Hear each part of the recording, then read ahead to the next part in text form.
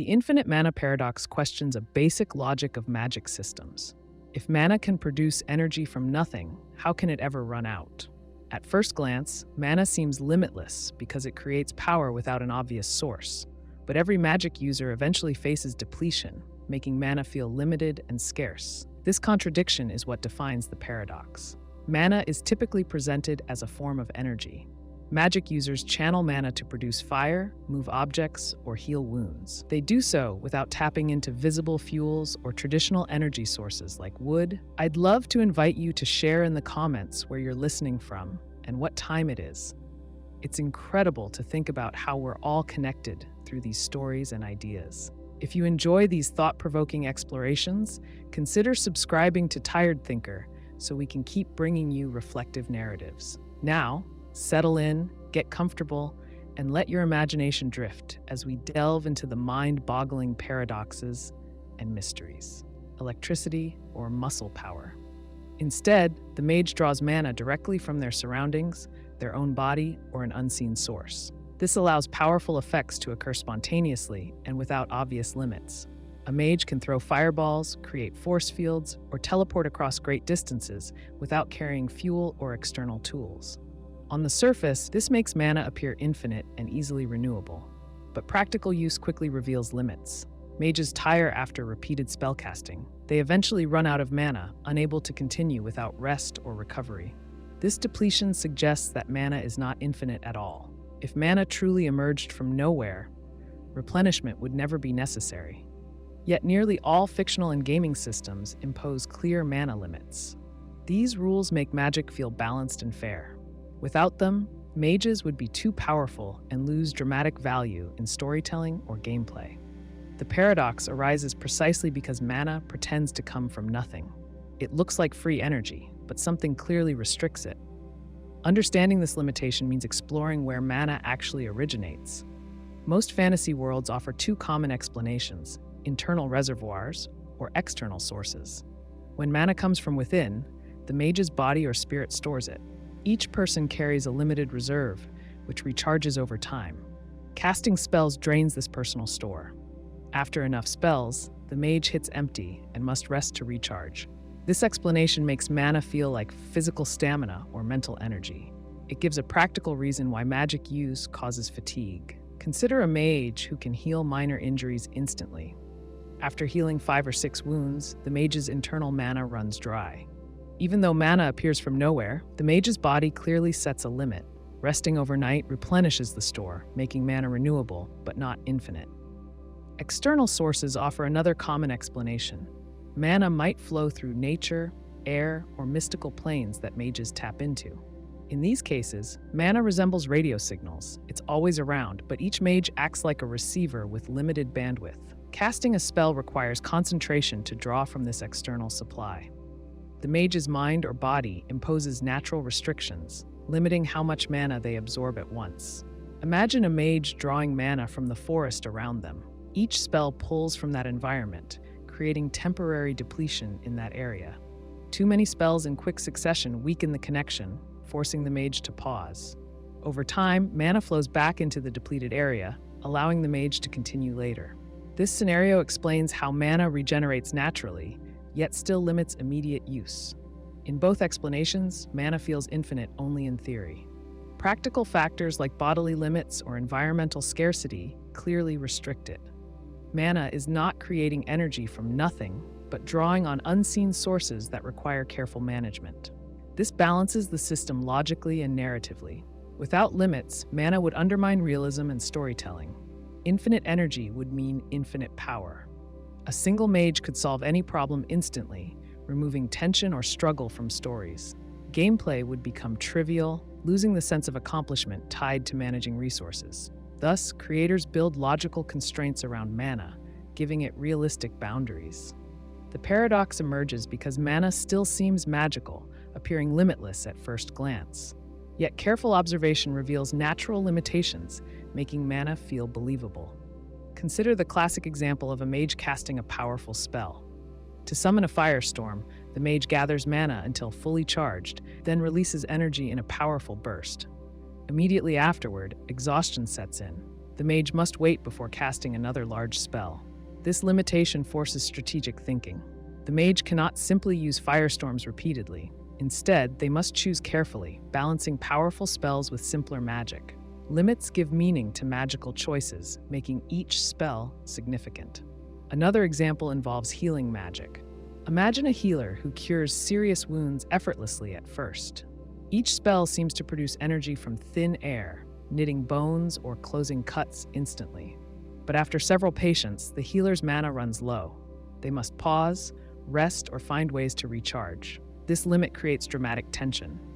The healer cannot cure everyone instantly, forcing tough decisions about whom to help first. Limits give emotional depth to magic, making it relatable and human. Mana restrictions also vary across fictional worlds, adding layers of complexity.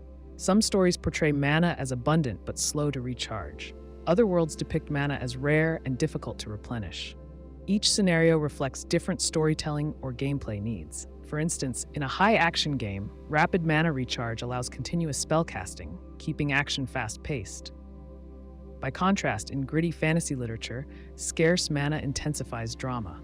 Characters struggle to manage limited magical energy, heightening suspense and danger. Interestingly, the paradox can even serve as a plot device. Characters might seek ways to overcome mana depletion, driving entire storylines. For example, mages might quest for ancient artifacts that expand their mana reserves. Alternatively, a villain could discover methods to tap unlimited mana, becoming dangerously powerful. Heroes must then stop them, highlighting the need for limits. This shows how the paradox itself enriches storytelling. Ultimately, mana depletion is more than just a balancing mechanic. It grounds magic in logic, making it believable and relatable. Even though mana seems infinite initially, practical experience reveals clear boundaries. Mana is not truly created from nothing, but drawn from hidden reserves, either internal or external. These limitations make magic feel authentic, balanced, and meaningful. Magic that gives a sorcerer unlimited control sounds ideal at first glance. After all, who wouldn't want the ability to make anything happen at will? But there's a hidden issue beneath this idea. Magic that offers total control comes with strict rules and guidelines. These rules, though meant to guide the user, end up restricting their freedom. The more powerful the magic, the stricter the rules become. Eventually, the sorcerer becomes bound by the very magic meant to set them free. Consider a sorcerer named Elena. Elena has learned powerful magic that lets her shape the world exactly as she desires. She can change the weather, create food and water, heal the sick, and even alter people's emotions or thoughts. The power feels limitless. But Elena soon realizes each act she performs comes with a condition. For example, when she uses magic to heal a person, the spell requires her to first understand exactly what's wrong. If Elena guesses incorrectly, the spell won't work or might even worsen the person's condition. To avoid mistakes, Elena needs extensive medical knowledge before casting healing magic. What seemed like complete control is actually dependent on detailed understanding and careful planning. As Elena explores more spells, she discovers even stricter rules apply. To change someone's mind using magic, she needs clear reasons and intentions. If Elena uses magic selfishly or unfairly, the spell backfires. Her own thoughts become muddled, or she temporarily loses the ability to think clearly. Magic becomes a judge of Elena's intentions. Instead of total freedom, Elena faces continuous judgment from the magic itself. Now, every choice she makes is weighed carefully against possible consequences. Another scenario illustrates the same paradox. Imagine a sorcerer named Marcus who can control time. Marcus learns how to pause, rewind, and even speed up time. Initially, this feels incredibly freeing. Marcus enjoys rewinding time to fix mistakes or pause time to get extra rest. But soon Marcus realizes strict rules apply to his magic. Each time Marcus pauses or rewinds, the magic drains his physical energy. If he pauses time for too long, he risks exhaustion or even death. Marcus is forced into careful calculation every time he uses his abilities. Far from total freedom, Marcus becomes controlled by limits, always aware of how close he's coming to his breaking point. The paradox deepens as Marcus continues experimenting. He tries speeding up time to make boring tasks pass faster. At first, it's convenient, but Marcus soon realizes he's losing touch with reality. His sense of time becomes distorted. He misses important events or fails to appreciate moments that matter. Now Marcus fears using the very power meant to free him. Magic that promised total control now restricts Marcus from enjoying the life he wanted to control. The magic itself, bound by these rigid rules, behaves consistently. Spells do exactly what they're meant to do, but it's the sorcerer's responsibility to meet all conditions precisely. Sorcerers who use powerful magic must carefully manage their intentions, expectations, and abilities. The spellcasting process transforms from freedom into a disciplined routine. To master magic, a sorcerer must sacrifice spontaneity, accepting restrictions in exchange for control. Take another example. A young wizard named Theo learns a spell that grants absolute knowledge. When cast, Theo instantly understands every truth about a topic. This sounds useful and freeing, but the spell comes with a catch. Theo can only use it once per topic, and after using it, he can never doubt or question the revealed knowledge again. Theo soon realizes he's losing his capacity for curiosity. Instead of discovering truth slowly and thoughtfully, Theo relies entirely on the magic. Over time, his mind becomes passive. Theo feels trapped by certainty, robbed of the natural freedom to question or rethink his views. The paradox doesn't stop at personal limitations. Magic that grants control can affect entire societies. Imagine a kingdom ruled by a sorceress named Mira. She uses powerful magic to guarantee peace, prosperity, and perfect order. At first, the kingdom seems like paradise. Everyone is healthy, happy, and safe. But Mira's magic requires strict adherence to her commands. Citizens lose the freedom to act against her wishes, even when justified. The society gradually stagnates. Creativity and personal initiative fade because choices have been magically removed. Mira's perfect order becomes a rigid prison. The kingdom stops developing, trapped by the very magic that made it prosperous. Sorcerers often find themselves facing difficult moral questions because of this paradox. Unlimited magical control seems idealistic until sorcerers realize they're constrained by ethics and conditions. A spellcaster named Kale might use magic to end poverty in his village. At first, the results look incredible. Every villager has food, shelter, and safety. But Kale discovers his magic has also limited villagers' motivation to work, learn, or innovate. Kale's attempts to control outcomes unintentionally reduce the villagers' free will. He struggles with the morality of continuing to use magic to enforce his vision of happiness and order. Magic that gave him full control has placed a burden of responsibility upon him that he cannot easily escape. In each scenario, the sorcerer faces a hidden price for unlimited magical control. Instead of gaining freedom, they lose choice, spontaneity, curiosity, and even moral clarity. The magic, though powerful, becomes a strict master. Sorcerers live their lives carefully measuring the costs and consequences of every magical action. Ironically, complete magical control demands absolute discipline and obedience from its user. No matter how powerful the spell, the sorcerer always operates within constraints and limitations. Ultimately, the sorcerer's control paradox illustrates a simple truth about magic. Control and freedom are not the same. True power in magic never comes without conditions or consequences. Unlimited control does not free the sorcerer from rules or responsibility. Instead, it binds them tightly, forcing careful, measured choices. Magic demands obedience, even as it promises power. The greater the control magic offers, the tighter the chains of its rules become. Magic can do many things, and healing is among its greatest powers. A healer who uses magic can cure illnesses, close wounds, and even restore life in extreme cases. People rely on healers when no medicine or natural remedy works. But magic, like many powerful tools, has clear limits. One strange limit is known as the healing paradox, and it raises an interesting question about magic itself. The healing paradox is simple to state, but complicated in practice. It says that a healer powerful enough to cure any injury or disease cannot use their magic to heal themselves. At first, this idea seems odd. If someone can mend a broken bone or cure a deadly illness in others, why can't they turn that magic inward and fix their own body?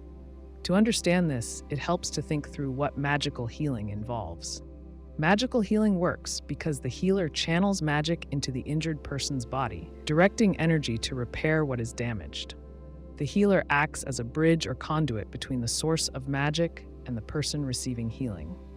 The healer senses what is wrong, whether it's an infection, a bleeding wound, or internal damage, and uses magic to restore that part of the body to its healthy state. But when the healer is the one who is hurt, things change. The magic itself remains the same, but the healer's role as a bridge shifts. To use healing magic, the healer must clearly see and feel what needs to be healed. When healing someone else, the healer can objectively observe the injury and accurately direct the magic toward fixing it. However, if the healer becomes injured or ill, their ability to observe the situation clearly diminishes. Pain, panic, or confusion clouds their mind, making it difficult to perform the precise mental and magical actions necessary for healing. Imagine a skilled healer named Talia, who regularly heals warriors after battles. She easily closes deep sword wounds, repairs broken bones, and cures poisons. Her reputation grows, and people travel great distances for her help. One day, Talia accidentally suffers a severe injury herself. She attempts to use her magic to heal her own wound. Yet when she tries, she cannot clearly visualize the injury or direct magic toward it. Her mind struggles to separate her own sensations from the careful mental clarity needed for healing. Without the ability to calmly sense the injury and channel magic, her attempt to heal herself fails, despite her extraordinary skill. Some argue that healers cannot heal themselves because magic relies on a clear separation between healer and patient. Magic healing often requires the healer's mind to remain calm and detached. A healer cannot remain emotionally detached or calm when facing their own pain. Anxiety and stress interfere with magical control. The healer cannot maintain the delicate focus needed to channel magic properly. Another perspective is that magical healing works by transferring magical energy from healer to patient. Healing someone else means energy move outward, traveling along a magical path from healer to recipient. When the healer tries to heal themselves, that magical path becomes a loop, turning back on itself. Magic, in this view, always flows outward from the healer to another person or object. It does not function properly in a loop, and the flow collapses, making self-healing impossible. Yet another explanation is practical rather than magical. Allowing healers to heal themselves would make them nearly invincible, removing a major limitation on magic. Without clear limits, magic would disrupt the natural balance of life and death, illness and health. Magic might become too powerful, unmanageable, or dangerous. The healing paradox places boundaries on magic, keeping it from spiraling out of control. The paradox also has important implications for healers themselves. Knowing they cannot heal their own injuries forces healers to rely on each other, fostering cooperation and trust. In Talia's situation, she must find another healer for her injury.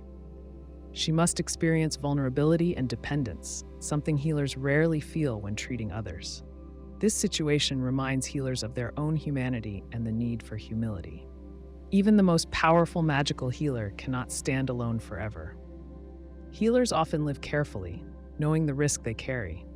Because they cannot heal themselves, a single careless mistake can end their career or their life. That knowledge affects how healers choose to act. They may avoid dangerous situations or take extra precautions that others would ignore. Their inability to heal themselves shapes how they see the world and the decisions they make. Interestingly, the healing paradox sometimes pushes healers to become better at their craft.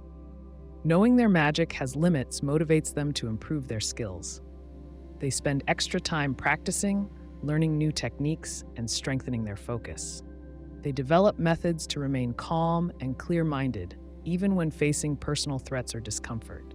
Because they cannot heal themselves, they aim to minimize risks, increasing their expertise in preventive care and caution. In some magical traditions, healers try to work around the healing paradox by pairing up. Two healers partner together, each pledging to heal the other when needed. This arrangement creates mutual dependence and support. It reduces vulnerability and provides security. But even then, the paradox persists. Each healer remains powerless to fix their own injuries, forced to rely on another's magic. The paradox also raises questions about fairness. Some see it as an injustice. Why should healers, who help so many others, lack the power to help themselves? Others view it as balance. Great power requires limits, and the inability to self-heal maintains magical equilibrium. No matter how people view it, the healing paradox reminds everyone, healers included, that magic does not offer unlimited solutions. Instead, it is a tool with rules and boundaries, useful only when understood and respected. In the end, the healing paradox provides clarity about the nature of magic itself. Magic solves many problems, but it cannot solve every problem. It has boundaries that must be respected. Understanding those boundaries makes magic reliable and meaningful. If healers could fix every injury, including their own, magic would lose its limitations and meaning. Those boundaries matter, even if they seem paradoxical at first glance. Reality follows certain rules. These rules govern everything we see, feel, and experience. Magic, on the other hand, is often about breaking these rules, but sometimes the idea of magic itself creates problems. One clear example is the Immutable Change Paradox. To understand this paradox, we first need to define two key ideas: immutability and change. Immutability means something cannot change. It remains stable no matter what happens. Change means something becomes different. At first glance, these ideas seem simple enough, but magic complicates things. Imagine a spellcaster using magic to change reality. Let's say the wizard transforms a small mountain into a lake. Before the spell, the mountain stood tall, rocky, and dry. After the spell, water fills the area, fish swim in the lake, and boats drift across the surface. The entire environment changes completely. At first, this seems normal in a magical context. Magic does exactly that. It changes reality. But here's the paradox. If reality can permanently change through magic, then reality is not stable. It is not immutable. Yet, without some level of stability, reality becomes meaningless. If reality constantly changes, we lose any sense of permanence or truth. Let's look at another scenario to clarify this idea. Imagine a kingdom where reality never changes. Everyone in this kingdom believes their land is permanent. The mountains, rivers, and towns always remain exactly as they are. Generations come and go, but the kingdom stays the same. People rely on this stability. They trust that tomorrow will look like today. Now imagine a magician arrives and casts a spell. Suddenly, the largest river disappears. Farms dry up, crops die. People panic because their stable reality is broken. From their perspective, reality itself is no longer reliable. If a spell can permanently alter the structure of reality, then reality never truly was immutable. It only appeared stable until someone decided to change it. But if that's true, then the basic rules governing reality were never solid. They only appeared unchanging because no one had altered them before. Reality becomes less of a reliable system and more like clay, molded and reshaped at will. In such a world, how can we trust what we see? How can we trust our memories or history? Now, consider a slightly different example. Imagine a powerful spell designed specifically to permanently prevent change. A wizard uses this spell to ensure a city never decays or changes. Streets remain perfect. Buildings never age or crumble. Trees never grow taller or die. Nothing can alter this reality because the spell locks it in place. At first, residents feel relieved. Their city feels safe. They believe their reality is protected. But then another magician attempts to cast a spell to plant a new tree. The tree cannot grow because the spell forbids any change. A farmer tries planting crops, but nothing happens. People quickly realize life itself requires change. A locked, immutable reality means no growth, no aging, and no life cycle. Life, in essence, needs the ability to change. In a perfectly immutable reality, nothing new can occur. Eventually, residents realize that the spell preserving their reality also prevents them from truly living. This demonstrates the paradox clearly. A spell designed to ensure absolute immutability destroys the natural order of life. Conversely, a spell that permanently changes reality breaks the fundamental trust people have in reality itself. Both extremes create impossible situations. Magic cannot produce true immutability without destroying life's natural processes. And magic cannot produce permanent change without breaking our understanding of a stable world. Now, let's consider magic as a system of rules itself. Often, magic relies on stability. Wizards learn spells and follow clear instructions. Magic obeys certain principles, like any other natural law. If a spell permanently changes reality, the rules governing magic itself must also change. Otherwise, reality could revert, or the spell might fail. But if magic changes its own rules whenever a spell demands it, then magic becomes unreliable. Wizards cannot trust the system anymore. Magic needs some consistency to function. Suppose magic remains consistent. If magic always follows clear rules, then a permanent change to reality must still fit within those rules. But what if the spell tries to permanently erase those rules? A magician might cast a spell making magic itself impossible in the future. Such a spell would effectively erase its own foundation. By permanently changing reality to exclude magic, the magician creates a contradiction. The spell only works because magic existed in the first place. Removing magic completely makes the spell impossible. Yet, the magician already cast the spell successfully. This creates an impossible loop. This situation shows that spells designed to alter fundamental reality create contradictions. The magician seeks to remove magic from reality. To cast the spell, the magician relies on magic's existence. The spell, once cast, removes magic completely. Without magic, the spell could never exist or be cast. Reality now has two contradictory states, one in which magic existed and another in which magic never existed. The paradox here shows that permanent change cannot fully erase something foundational to reality without undermining itself. What about smaller permanent changes? Perhaps reality can accept minor changes without contradiction. Maybe a spell that permanently moves a rock or changes a tree to stone does not break reality's stability. Small adjustments seem harmless. But if reality allows even small permanent changes, it implies the rules are flexible. Flexible rules mean reality itself is mutable. It can bend and change. Over time, even small changes add up. After many spells, reality no longer resembles the original state. The stability everyone believed in gradually disappears. The small changes build into larger contradictions, eventually destroying the original immutability. Thus, even minor permanent changes accumulate to create instability. Reality cannot remain stable if magic continually alters it, even slightly. Stability demands immutability. Allowing any permanent magical change, big or small, eventually destroys that immutability. Magic either needs limitations, meaning some changes cannot remain permanent, or it must accept the paradox and instability that permanent changes bring.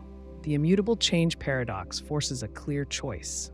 Either magic must always revert reality to its stable state, or magic itself destroys the stability reality requires. Allowing permanent changes means accepting a world without stability.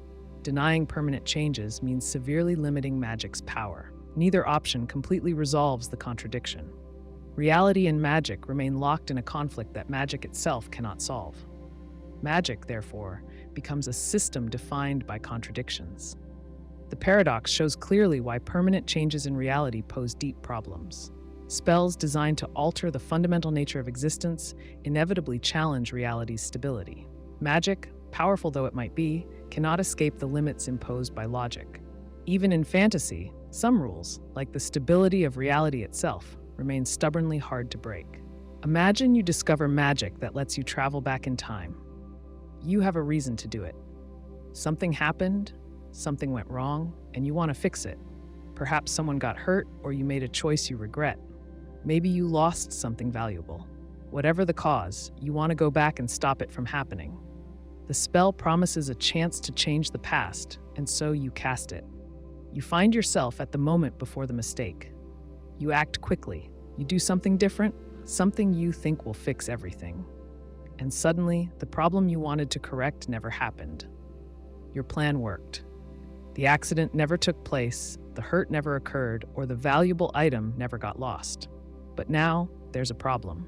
Since the bad thing never happened, you no longer have a reason to travel back in time. Without that reason, you would never cast the spell. But if you never cast the spell, how could you be here in the past, changing things? This is the paradox of the time loop in magic systems. Changing the past creates contradictions that can't be logically resolved.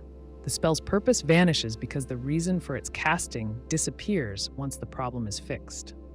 The time traveler ends up stuck in a logical loop, a loop that doesn't have an easy answer. Let's examine this paradox with a clear example. Imagine a magician named Sarah.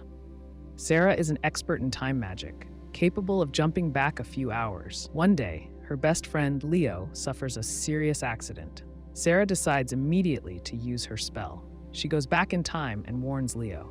Thanks to her warning, Leo avoids the accident entirely. He never gets hurt. Sarah feels relief and success. She thinks she solved the problem, but there's an issue. Because Leo never experienced the accident, Sarah no longer sees the need to cast the time spell. In fact, from the viewpoint of the new timeline, the accident never existed. So, in this new timeline, Sarah never actually cast the spell. But if Sarah never cast the spell, how could she have traveled back in time to warn Leo? And if she didn't warn him, wouldn't the accident still happen? The contradiction is clear, simple, and unavoidable.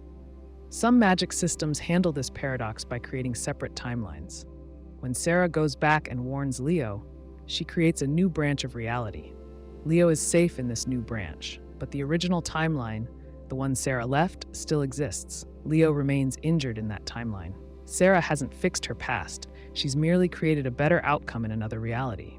However, she can never return to her original timeline and must live permanently in this new branch of reality. Another approach is the looped timeline. In this scenario, every time Sarah travels back, she unknowingly contributes to events that will cause the accident. For example, she tries to warn Leo by distracting him, but her distraction accidentally makes Leo careless. Instead of preventing the accident, Sarah unintentionally causes it.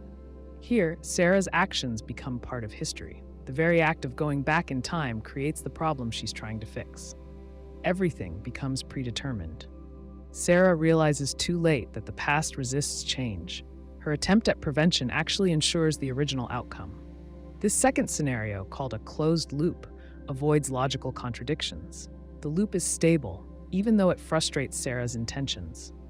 The accident happens because Sarah interfered, and Sarah interferes because of the accident.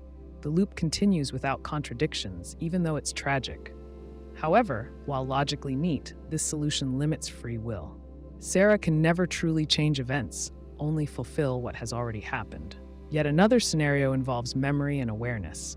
Consider that Sarah travels back and successfully prevents the accident. Perhaps magic causes her memories to gradually shift. Soon she forgets the original timeline entirely. Her memories adapt to reflect the new reality where Leo was never hurt. Eventually, Sarah believes she never cast the spell at all. Her memory aligns with the revised timeline, removing any contradiction she would otherwise notice. In this situation, the paradox disappears because no one remembers it. It is neatly erased by magic itself. But memory adjustment comes with a different issue. If Sarah's memories change, can she trust her own experiences? The ability to alter the past and rewrite memories introduces uncertainty. Sarah's understanding of her reality depends completely on magic. She must question if her entire life experience is reliable, or if magic frequently alters her memories without her knowing. Her reality becomes flexible but unstable. Even though the paradox vanishes, Sarah faces new psychological difficulties. A subtler version of the paradox involves small, unintentional changes. Perhaps Sarah returns to the past to fix the accident, but inadvertently changes something else minor. These tiny changes ripple through time, eventually causing large, unexpected consequences. Leo avoids the accident, but another tragedy arises elsewhere.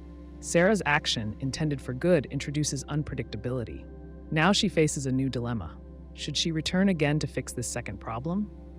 If she does, will even more unexpected outcomes occur?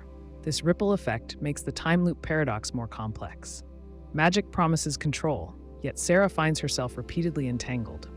Every fix leads to another unexpected problem, forcing her into a cycle of endlessly returning and trying to correct new issues. Each attempt creates a paradox. She continuously seeks a reality that avoids suffering, yet each change spawns new complications.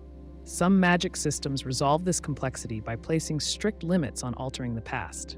Maybe Sarah can travel through time, but only as an observer. She sees the accident clearly, but cannot physically interact with events.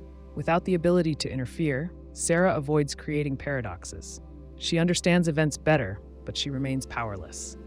The magic is safe, stable, but limited in usefulness. Sarah can only gain knowledge or emotional closure, not prevent tragedies. In other stories, the paradox becomes a core part of magical ethics. Magic users are taught early that attempting to rewrite the past always leads to unintended consequences. Paradoxes become warnings, cautionary tales about the illusion of control. Magicians learn restraint, respecting time's complexity. Magic's ability to affect the past exists, but wise magicians avoid using it because they accept the risks and contradictions inherent in paradoxes. Ultimately, the time loop paradox reveals deeper issues about the nature of choice, consequence, and control. Magic that alters past events challenges fundamental logic.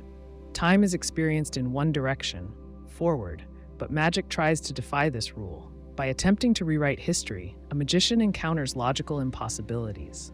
The attempt itself triggers contradictions, leaving only imperfect solutions. Alternate realities, closed loops, memory erasures, ripple effects, or ethical constraints. Magic can offer control, but paradoxes remind us that total control is impossible. Some events, once set, cannot be neatly undone without paying a cost. The time loop paradox vividly illustrates this truth. The spell of truth. Paradox happens when magic designed to reveal the absolute truth comes up against a statement that has no clear truth. For example, imagine a mage who can cast a truth spell. This spell forces any spoken statement to be either true or false. It can tell you if someone is lying, hiding information, or just mistaken. In short, the spell leaves no room for doubt. But what happens when the spell is cast on a statement designed to contradict itself? Imagine the mage asks, "This statement I am speaking right now is false." If the spell tries to reveal whether the statement is true or false, it runs into a logical dead end. If the statement is true, it means that it is false. But if it is false, it means that it is actually true. The magic designed to reveal absolute truth becomes trapped in a loop, unable to provide an answer. Here's how this could happen in practice. Suppose a mage named Lina learns the truth spell to uncover deceit in her village. Every time she casts the spell on someone, their words glow blue if true, red if false. This works perfectly to solve small mysteries. For instance, she asks the baker if he stole the apples, and he says, "No." His words glow red, exposing the lie. The spell clearly shows truth and falsehood without confusion. Then one day, a wandering scholar arrives and presents Lina with a challenge. He says, "Your truth spell cannot determine if this very statement is true." Lina confidently casts the spell, expecting a simple blue or red glow, but nothing happens. Instead, the magic hesitates, flickering uncertainly. The spell cannot classify the statement, as deciding it is true means it cannot determine truth, and deciding it is false means it can determine truth after all, creating a direct contradiction. In magic systems, clarity and consistency are important. Magic users depend on clear rules to perform spells reliably. But paradoxes like the Spell of Truth paradox show the limits of these rules. Even magic must follow logic, and some logical puzzles have no clear solution. When a magical rule confronts self-contradiction, it breaks down, just like ordinary reasoning does. Another scenario makes this even clearer. Imagine a magic trial, where the accused must answer questions under the truth spell. This ensures that no one can lie. But imagine the accused cleverly says, "Everything I say from now on will be a lie." The truth spell must decide how to handle this statement. If it is true, then the speaker will lie about everything afterward. But if it's true, the spell must show blue, confirming honesty. Yet honesty about future lies creates a contradiction. If it instead glows red, labeling the statement false, it means the accused will not lie about everything. But this also creates confusion. If the statement was false, does that mean the accused will sometimes tell the truth? Either way, the magic stalls, unable to provide a definitive answer. This paradox raises an important point about truth itself. Absolute truth seems simple at first glance. Something is either true or false, honest or deceitful. But self-referential statements, or statements about their own truthfulness, reveal that truth can sometimes be complex or even undecidable. Magic, even powerful magic, cannot break the laws of logic. Truth spells assume that all statements can be neatly classified. When they encounter statements specifically built to resist this clarity, they fail. Why is this a problem in magic systems? Because the Spell of Truth paradox exposes a fundamental limitation in magical logic. If a magician relies on magic to find absolute truth, encountering a paradoxical statement could undermine trust in magic itself. People who see the spell fail might question whether magic can reliably guide decisions. A paradox forces mages and societies relying on magic to reconsider its power and trustworthiness. Consider the practical implications in a world heavily reliant on magical truth spells. Courts might regularly use truth spells to judge guilt or innocence. Diplomats might use truth magic to ensure honesty in negotiations. But if paradoxes become common knowledge, crafty speakers could deliberately create contradictions to escape judgment. A mage might cast a truth spell in court and ask, "Did you commit the crime?" The accused responds with a cleverly structured paradox, and the spell stalls. Now the spell no longer guarantees honesty. It weakens the authority of magic itself. Another important factor is intent.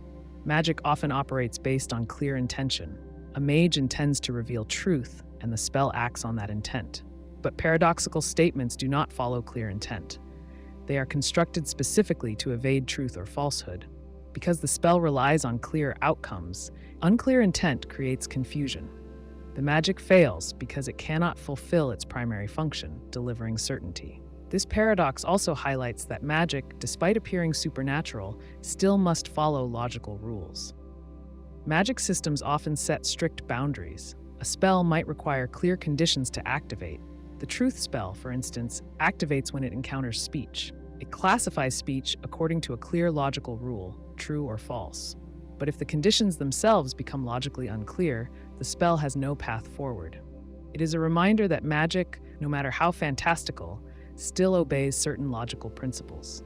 The Spell of Truth Paradox exposes the underlying logic of magic and tests its limits. Additionally, it demonstrates a conflict between the magical and philosophical worlds. Philosophers have long debated paradoxes involving truth. The well-known liar paradox, for instance, involves a sentence that says, "I am lying." If the statement is true, then the speaker is indeed lying, meaning the statement must actually be false. If the statement is false, the speaker is not lying, making the statement true. This ancient paradox puzzles philosophers. When transferred to magic, the puzzle doesn't vanish, it persists. Magic, despite seeming limitless, can't solve philosophical problems that even logic cannot resolve. The Spell of Truth Paradox is, at its core, a problem of self-reference. It emerges when magic designed to categorize truth tries to categorize itself or a statement about its own effectiveness. The circular logic involved causes the magic to fail, highlighting an essential vulnerability in magical systems that depend on absolute certainties. It creates scenarios where mages must face uncomfortable truths. Magic, even powerful truth magic, has logical limits. Finally, this paradox forces magic users to acknowledge humility. Even the most powerful magic cannot overcome logical impossibilities. A mage confident in absolute power must accept that certain paradoxes cannot be solved through strength alone. The existence of the Spell of Truth Paradox suggests a deeper rule. Magic must operate within clear logical boundaries. Ignoring these boundaries leads inevitably to paradox, confusion, and ultimately, the failure of magic itself. Imagine two powerful magicians who have each mastered the ability to make themselves completely invincible. They stand facing each other, ready for battle. Each one is certain of victory. Both magicians know nothing can harm them. Their magic has made them completely safe from any physical or magical attack. Neither fire, nor ice, sword nor arrow, curse nor charm can break through their protection. Yet both are determined to defeat the other. At first glance, this seems impossible. If one magician launches an attack, it hits the other's protective shield and dissipates without causing harm. When the second magician attacks in return, the same thing happens. They could fight endlessly, throwing spells and weapons that never injure or tire them. The battle becomes a strange dance, constant attacks, no damage, no victory. Each magician's invincibility keeps the other magician's attacks meaningless. But let's think carefully about this situation. Magic often comes with specific rules. Invincibility usually means the magician cannot be harmed, injured, or killed by any attack or accident. Their bodies remain perfectly safe, no matter the danger. However, magic can be more complex. Often, invincibility in magic does not mean complete immunity from every possible defeat. Sometimes it simply means a physical or magical attack cannot hurt or kill them. This leaves open other ways to win, such as capture, immobilization, or trapping the magician. For example, imagine that one magician realizes attacks won't work. Instead, he creates a magical prison. This prison is not designed to harm, it just keeps the other magician trapped inside forever. Even invincibility cannot stop a magician from being captured or trapped because the magician remains physically unharmed but unable to leave. Thus, the magician who created the prison effectively defeats his opponent without breaking the rule of invincibility. But what if the invincibility magic is more thorough? Imagine a different situation, where both magicians are not only physically invincible, but cannot be trapped or captured either. Their magic protects them from being held or imprisoned in any way. Even then, another possibility emerges: psychological defeat. Consider how a magician may defeat an invincible opponent through mental or emotional means. The magician might use magic to create powerful illusions, tricking his opponent into thinking he is losing or failing. These illusions do no physical harm, nor do they break the protection of invincibility. Instead, they attack the magician's mind, confidence, or will to fight. For example, one magician might show the other an illusion of his home being destroyed or of his loved ones turning against him. The magician, completely safe physically, may nevertheless feel defeated and lose his will to continue. He may stop fighting voluntarily, handing victory to the opponent who cleverly used illusions. But suppose the magic of invincibility also protects the mind and emotions. Imagine invincibility that extends beyond physical harm, capturing, or mental illusions. The magician becomes completely untouchable, inside and out. Can there still be defeat in such a scenario? In this situation, consider the passage of time. Invincibility often means a magician will never age, tire, or weaken. They remain perfect and strong forever. However, time itself could become the key to defeat. Imagine one magician decides to outlast his opponent by retreating to safety. He does not need to defeat the other magician directly. He simply needs to wait. Eventually, the opponent, despite his invincibility, may grow bored, lonely, or isolated. The magician who retreats waits patiently, calmly letting time do the work. His opponent, despite never being harmed physically or mentally, may lose interest or abandon the fight, choosing another path. Thus, patience alone provides victory, even against invincibility. Yet, even patience might fail if both magicians are equally determined. Neither magician will surrender or retreat. Both refuse to use illusions or imprisonment because their magic is complete, providing perfect invulnerability in every way. They remain locked in an endless battle. What then? In such a case, victory or defeat loses meaning. They become trapped in an eternal stalemate. Neither magician wins or loses. Their invincibility has created a strange equilibrium, a balance that cannot be broken. They must either agree to end the fight or remain locked in conflict forever. This reveals something important about magic itself. Invincibility seems powerful, but it may also have hidden weaknesses. Perfect defense sometimes means losing the ability to change or adapt. For example, a magician whose invincibility prevents all harm or risk may also lose motivation or drive. Without the possibility of loss or injury, the magician may never learn, grow, or improve. The magician becomes locked in place, stuck in the moment invincibility began. Opponents who understand this can use it against them, exploiting the magician's lack of growth or adaptability to secure victory in subtle ways. Let's imagine one last scenario.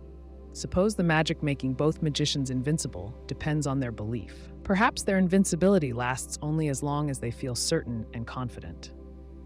If one magician convinces the other magician, through clever words or subtle manipulations, that the invincibility magic has limits or flaws, the second magician may lose confidence. Even a small doubt may weaken the spell, breaking its power. A magician who loses faith in his invincibility risks losing it completely. Without physical attacks, imprisonment, or illusions, the battle becomes about belief and confidence. The magician who stays calm, confident, and certain wins, while the magician who doubts even slightly loses his invincibility, and thus the fight. Magic systems always have hidden rules or conditions. The Invincibility Paradox reveals that invincibility, although incredibly powerful, still leaves room for defeat through less obvious means. Whether through imprisonment, illusions, psychological tactics, patience, or doubt, victory remains possible even against a magician who seems unbeatable. Thus, two magically invincible magicians can, in fact, defeat each other. The key lies not in overcoming invincibility directly, but in finding the loopholes or conditions magic always contains. In understanding these hidden rules, magicians learn how to win battles that seem impossible. Even invincibility, in the hands of a clever opponent, can become a weakness waiting to be exploited. If a magician becomes invisible to every human sense, it creates an immediate logical problem. Usually, when we think about invisibility, we focus on vision. A magician who cannot be seen moves around easily, unseen by anyone else. But invisibility to all senses takes this idea much further. It means no one can see, hear, touch, smell, or even taste the magician. In a practical sense, the magician no longer interacts physically with the world around them. But here's the paradox. If the magician is truly invisible to every sense, then how can the magician perceive themselves at all? Imagine a magician named Elena, who casts a powerful spell to become invisible in this extreme way. When Elena first speaks the incantation, the effect feels exciting. The room fades around her, and she vanishes from the sight of others. At first, Elena thinks this means simply not being seen. She assumes she can move quietly through a room, sit unnoticed among people, and listen freely to conversations that others think are private. But the spell Elena casts is much stronger than normal invisibility. It covers all senses. When Elena tries to test her invisibility by picking up a pencil, something strange happens. Her hand passes through it without resistance. It's not that she is merely transparent or visually invisible. She is also untouchable. No physical objects can interact with her. She tries to speak, but she hears nothing. Her voice does not exist in the physical world. The spell has made her completely undetectable by any means. At first, Elena thinks something has gone wrong. She believes the spell failed or broke reality somehow. She waves her arms desperately, trying to feel a breeze, pressure, or even the heat from her body. Yet she feels nothing. The air doesn't move against her skin. She holds her breath and listens for the beating of her heart. Silence. She places her hand against her chest and feels no heartbeat. It's as if she does not physically exist anymore. She stands still, puzzled, and realizes she can no longer smell or taste anything either. Her senses, too, have vanished with her physical presence. At this point, the paradox reveals itself clearly. Elena is invisible to every sense, including her own, yet she remains conscious. She thinks clearly, reasons, wonders, and feels confusion. Consciousness is the awareness of self, of being present and existing. But how can consciousness exist without sensation? Elena has thoughts and emotions, but she has no sensory input to confirm her existence. Humans rely entirely on senses to confirm reality. Elena now has no way of confirming even the simplest fact, her own existence.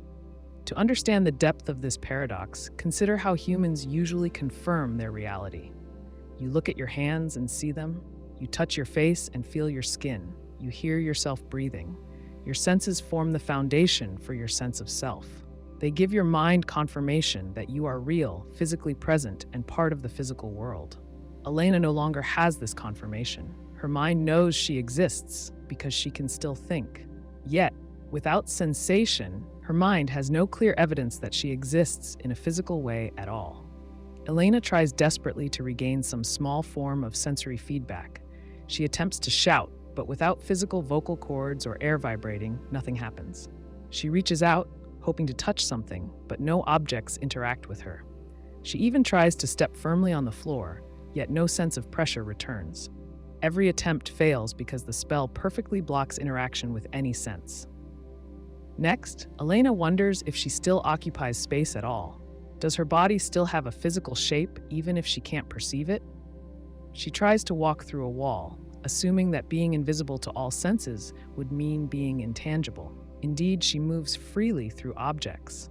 Solid surfaces give no resistance because resistance itself requires physical contact. This means Elena has lost more than just invisibility to senses. She's become intangible. Her paradoxical state deepens because she realizes the spell's logic demands she lose all aspects of physical existence. But another problem appears. If Elena has no physical body, no form at all, how can she still have thoughts? Thinking requires a brain, which is physical. Yet Elena's mind continues working normally.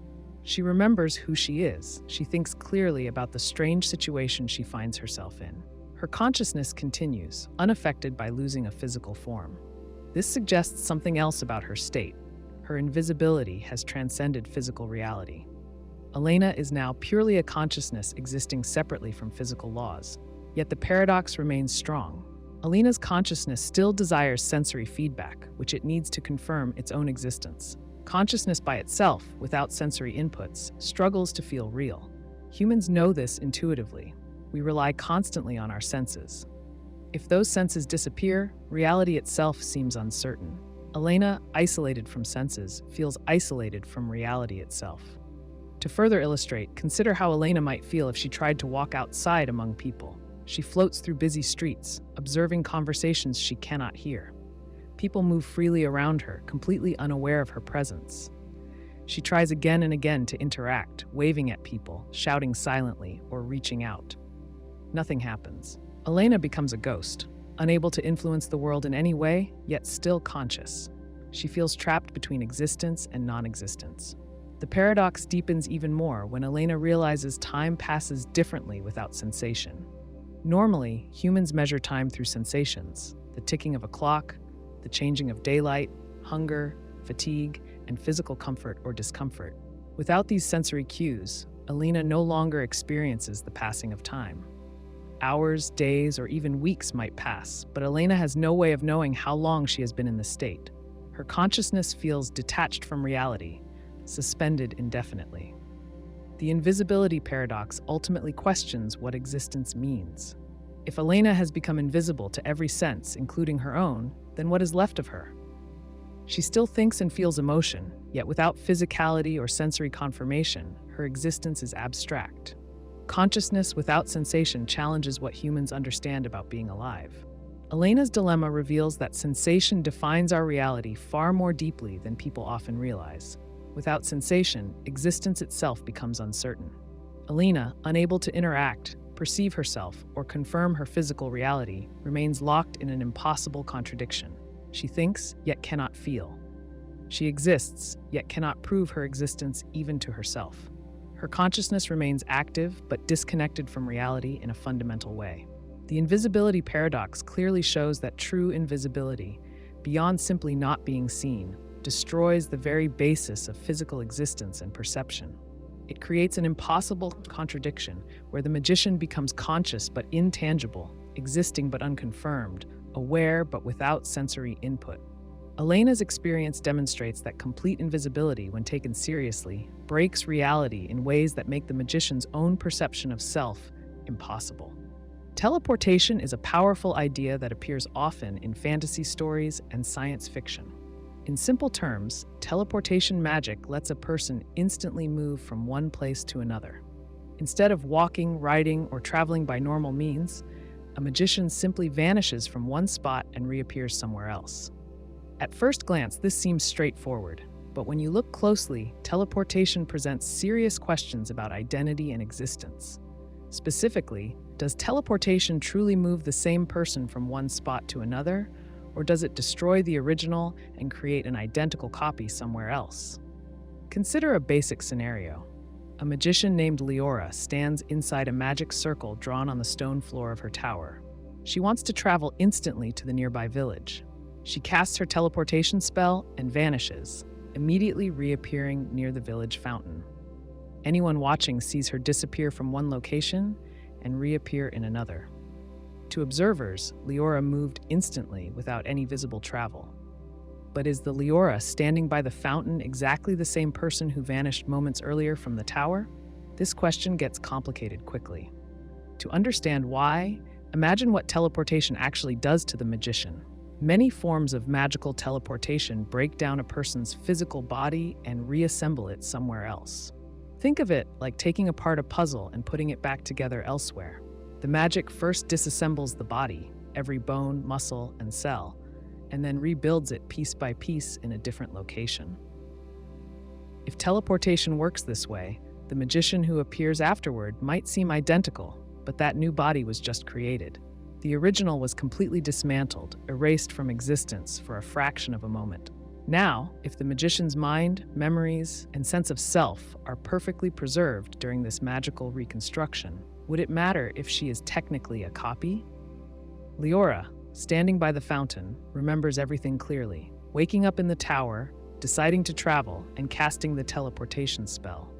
To her, nothing has changed. She feels like the same person she was seconds ago, with no gap or disruption in her awareness. Even though her original body vanished, her identity and memories persist without interruption. This continuity makes it easy for Leora, and those who know her, to to accept that she is exactly the same person who stood in the tower moments before. But imagine another scenario. Suppose teleportation magic fails halfway through. The magician vanishes from the tower, but something goes wrong during the reassembly stage at the fountain. Instead of one person appearing, two identical magicians suddenly stand side by side. Both share the same memories and believe they are the original magician. They both remember clearly stepping into the circle and casting the spell. Which of these two magicians is now the original person? Or are both simply copies? Does the original magician even exist anymore? This unusual situation clearly shows the identity paradox of teleportation magic. If teleportation can accidentally create duplicates, even once, it means teleportation always creates a new person each time. The magician who steps into the circle never actually travels anywhere. Instead, she ceases to exist, and a perfect copy takes her place in the new location. Even when everything seems normal, and only one magician appears, this issue quietly remains in the background. Another way to think about teleportation is through magical portals or gateways. Imagine Leora steps through a magical doorway connecting her tower directly to the village. In this scenario, she physically passes through a portal, moving her body continuously from one side to the other.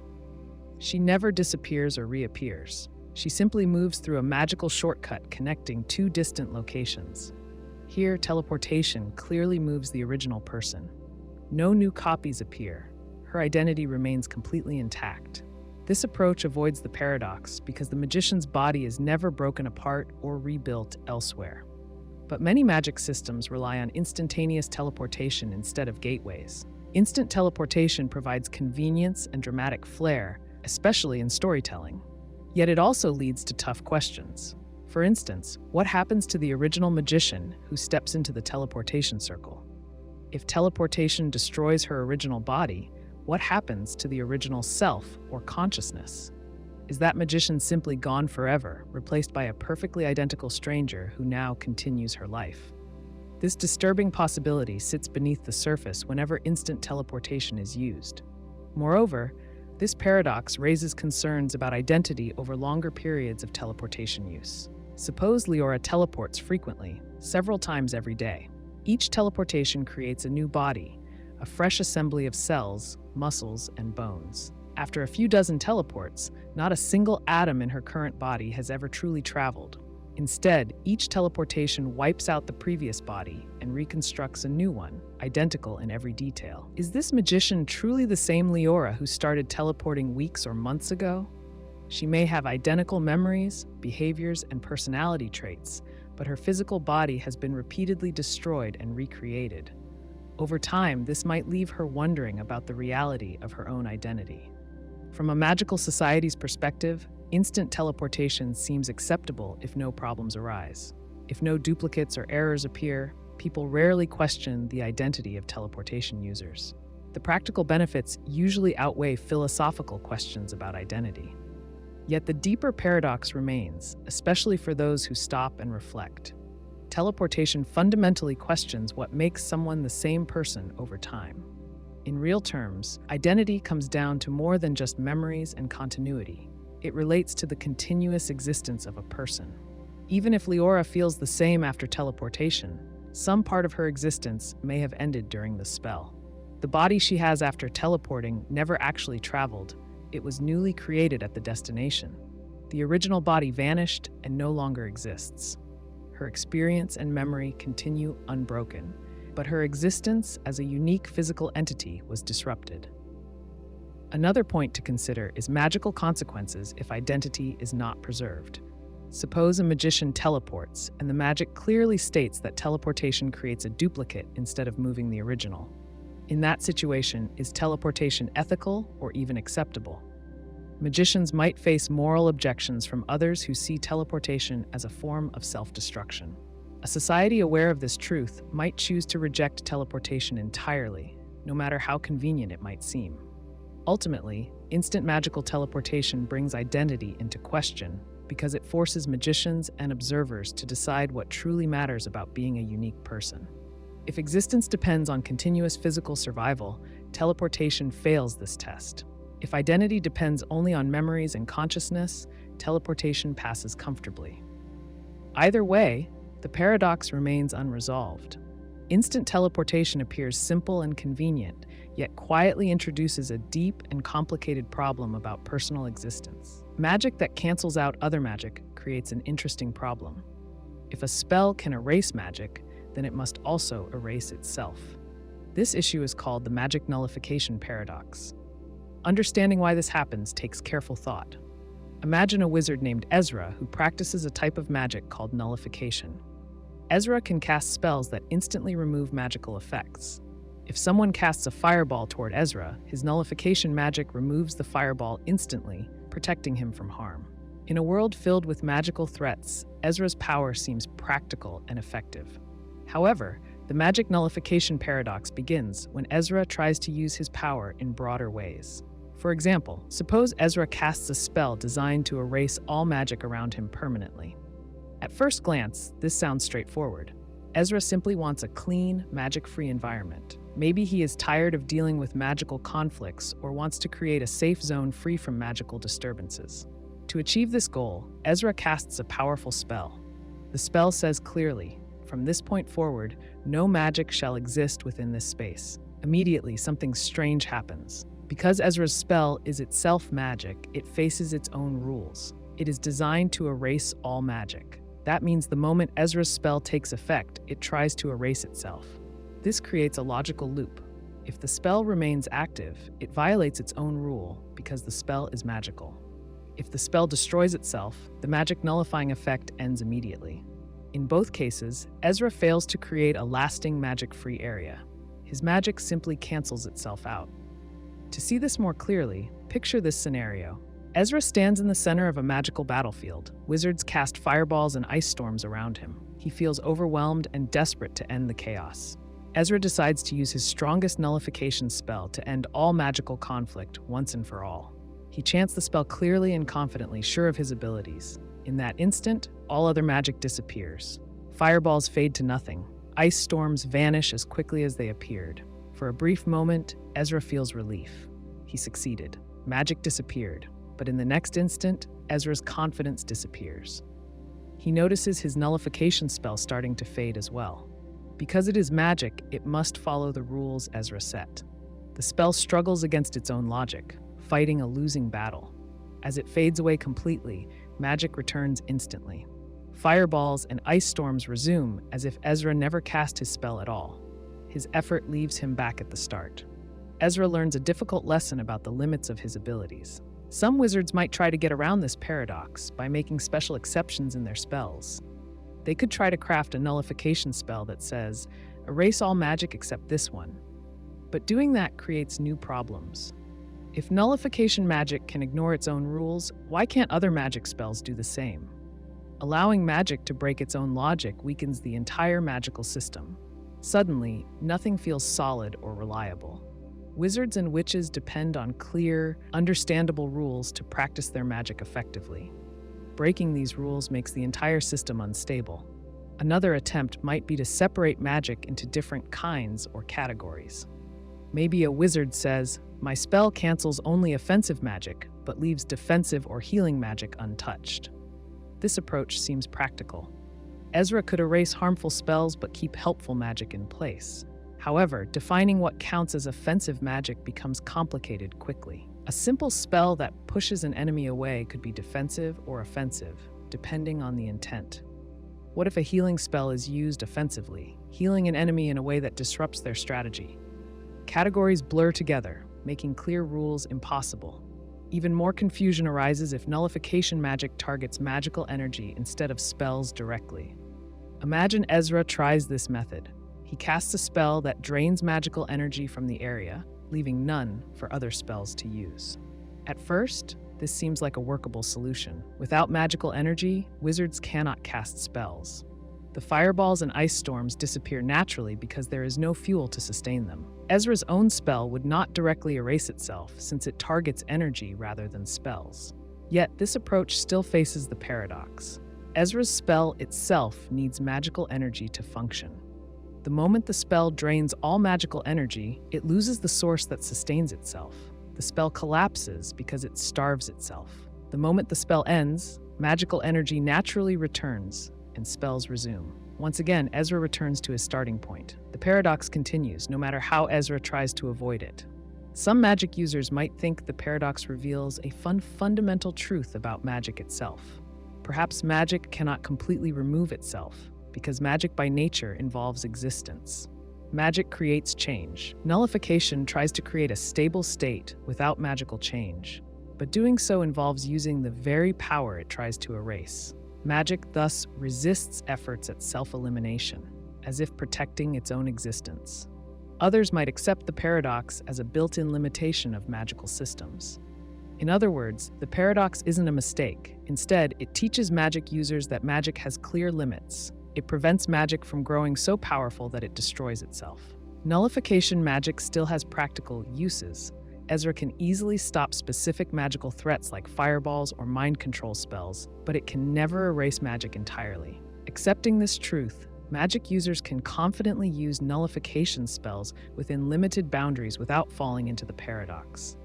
Consider another scenario to illustrate the practical use of limited nullification. Ezra faces a dangerous magical trap, enchanted to harm anyone who steps near it. Instead of trying to erase all magic completely, Ezra casts a simple nullification spell designed specifically for this trap. He carefully limits the scope, removing only the harmful enchantment. Ezra steps safely past the trap, his limited spell working perfectly. Because the spell does not attempt total nullification, it avoids the paradox altogether. This example shows how magic users can responsibly handle nullification magic. Rather than demanding total solutions that erase magic entirely, careful, targeted use helps wizards and witches succeed. Respecting the paradox, they avoid situations where their magic could turn against itself. The magic nullification paradox thus becomes a clear reminder to practice magic within careful, practical limits. In short, total magic nullification faces an impossible contradiction. Magic that tries to erase itself inevitably fails because it follows its own logic too strictly. Yet understanding this paradox helps magic users navigate their world thoughtfully. Instead of pushing magic beyond its limits, skilled wizards and witches accept these natural boundaries. Recognizing the magic nullification paradox keeps magic systems balanced and effective, that allowing magic to thrive without collapsing under its own power. Imagine a world where magic allows people to see the future. This kind of magic is usually called divination. Wizards or seers who use divination see what will happen clearly and accurately. They know ahead of time exactly how certain events will unfold. But this magic creates a puzzle that can't easily be solved. We call this puzzle the Divination Paradox. It asks a simple but important question. If divination lets you accurately predict what will happen, can knowing that prediction lead you to change it? To understand this clearly, imagine a village by a river. The river floods once every few years. Usually, the villagers build small walls to protect their homes. They do this every time a flood comes, but they don't know exactly when floods will happen. Now imagine a seer comes to the village. He uses divination magic and sees clearly that a big flood will destroy many houses exactly 7 days from today. He tells the villagers exactly what will happen and when. Because the villagers trust this prediction, they start preparing immediately.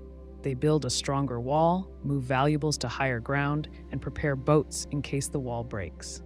On the 7th day, the flood comes exactly as the seer predicted. But this time, the village is ready, and not a single house gets destroyed. The prediction, which was supposed to be accurate, does not come true. Here is where the paradox appears. The seer saw a clear, certain future, but sharing this knowledge caused people to change their behavior. Their changed behavior made the predicted event impossible. This means the prediction turned out to be wrong because it was right. The villagers avoided the disaster because the divination warned them about it. But this prevention means the event the divination foretold never actually happened. This creates a logical puzzle. Was the original vision accurate or not? To explore this further, imagine a king who learns from divination that he will be killed by a falling statue at midday tomorrow. To avoid his fate, the king orders every statue in the kingdom taken down and destroyed immediately. He then locks himself in a room with no statues inside or nearby. When midday comes, the The king feels safe because no statues exist to harm him. But suddenly, a passing wagon carrying broken pieces of statues hits a bump in the road, and a fragment flies through the window, striking and killing the king. In this scenario, the prediction happened exactly as stated, even though the king tried his best to avoid it. In the first example, knowing the future allowed people to change it. In the second example, the future came true despite knowing it and trying to avoid it. Both cases highlight different problems caused by divination. If divination shows the future clearly, people naturally respond to that information. Their response either proves the prediction wrong or makes it seem impossible to avoid. Both outcomes create uncertainty about whether the future can be changed at all. One possible explanation for this paradox is that divination might show what will happen if no one interferes. The flood would have destroyed the village if the villagers had done nothing. The king might have lived longer if he ignored the prediction and behaved normally. But this raises a new problem. If divination only shows events that will happen when no one tries to change them, how useful is divination really? If knowing the future causes people to act differently, the original prediction might always be meaningless. It shows events that can never occur because people inevitably respond to the knowledge they have gained. Another way to look at this paradox is through self-fulfilling predictions. Imagine a warrior who hears from a diviner that he will become famous for defeating a dragon. Encouraged by this prediction, the warrior trains hard, gains skills, and seeks out dragons to fight. Eventually, he finds and defeats a dragon, just as predicted. Here, the prediction inspired him to take actions that made the vision come true. Without the prediction, he may have never tried or succeeded. The prediction itself helped shape the future. However, if the warrior had reacted differently, for example, if he became overly confident and stopped training, he might fail completely. In that case, the prediction would again prove false. Whether a prediction becomes reality depends heavily on how people respond. This shows how divination predictions can influence outcomes directly. If a prediction makes people take action to ensure it happens, then divination shapes the future rather than simply revealing it. But if people work against the prediction, they risk making it false. Either way, the simple act of predicting the future makes that future uncertain. Some believe that true divination magic predicts a future that is impossible to change, no matter what you do. They argue that all events are predetermined. Using this logic, even if villagers tried to avoid the flood, something else would eventually cause similar harm because fate itself demands it. Likewise, the king's effort to avoid statues did not change his fate, only the details of how fate caught up to him. In this view, divination sees inevitable outcomes clearly, but the path to those outcomes can vary. Others think divination predicts only possibilities. They argue that seeing the future clearly means seeing one potential outcome out of many. The future can change if people act differently. Predictions, therefore, represent only the most likely outcome, assuming nothing significant changes. Once the villagers heard about the flood, their new choices shifted reality to a different outcome. The king's choices failed to shift reality, so his death still matched the prediction. According to this idea, divination provides guidance, not certainty. Both ideas, however, still struggle with the paradox. If fate is fixed, divination remains accurate but depressing, because nothing people do matters. If fate can change, then divination can never truly guarantee accuracy. Knowing the prediction always opens the door to changing the outcome. Yet, if changing the outcome happens regularly, divination itself becomes unreliable. The existence of accurate divination would contradict itself by causing the future to be uncertain again. This paradox has practical implications for any story or world involving divination magic. Characters relying on predictions must decide whether they believe fate is changeable or not. If fate can be changed, predictions become less valuable because actions based on them often lead to different outcomes. If fate cannot be changed, characters might feel trapped or hopeless. Both scenarios offer unique challenges and opportunities for storytelling, especially when characters try to use divination carefully, knowing its limitations and risks. The Divination Paradox highlights the tricky relationship between knowledge and action. Knowing the future directly influences how people behave. Their behavior then affects whether the prediction remains accurate. This constant interaction makes divination complicated. Predicting the future clearly and accurately seems simple until people act on that prediction. Once people respond, accuracy becomes uncertain again. The paradox reveals that true, certain knowledge of the future might never be fully possible, because knowing the future itself creates uncertainty about what will actually happen. A spellbook containing every possible spell must, by definition, include spells that destroy all spellbooks. This paradox creates an impossible scenario. Imagine a wizard who owns a magical book holding an infinite collection of spells. Such a book would contain magic powerful enough to end the existence of every other spellbook, including itself.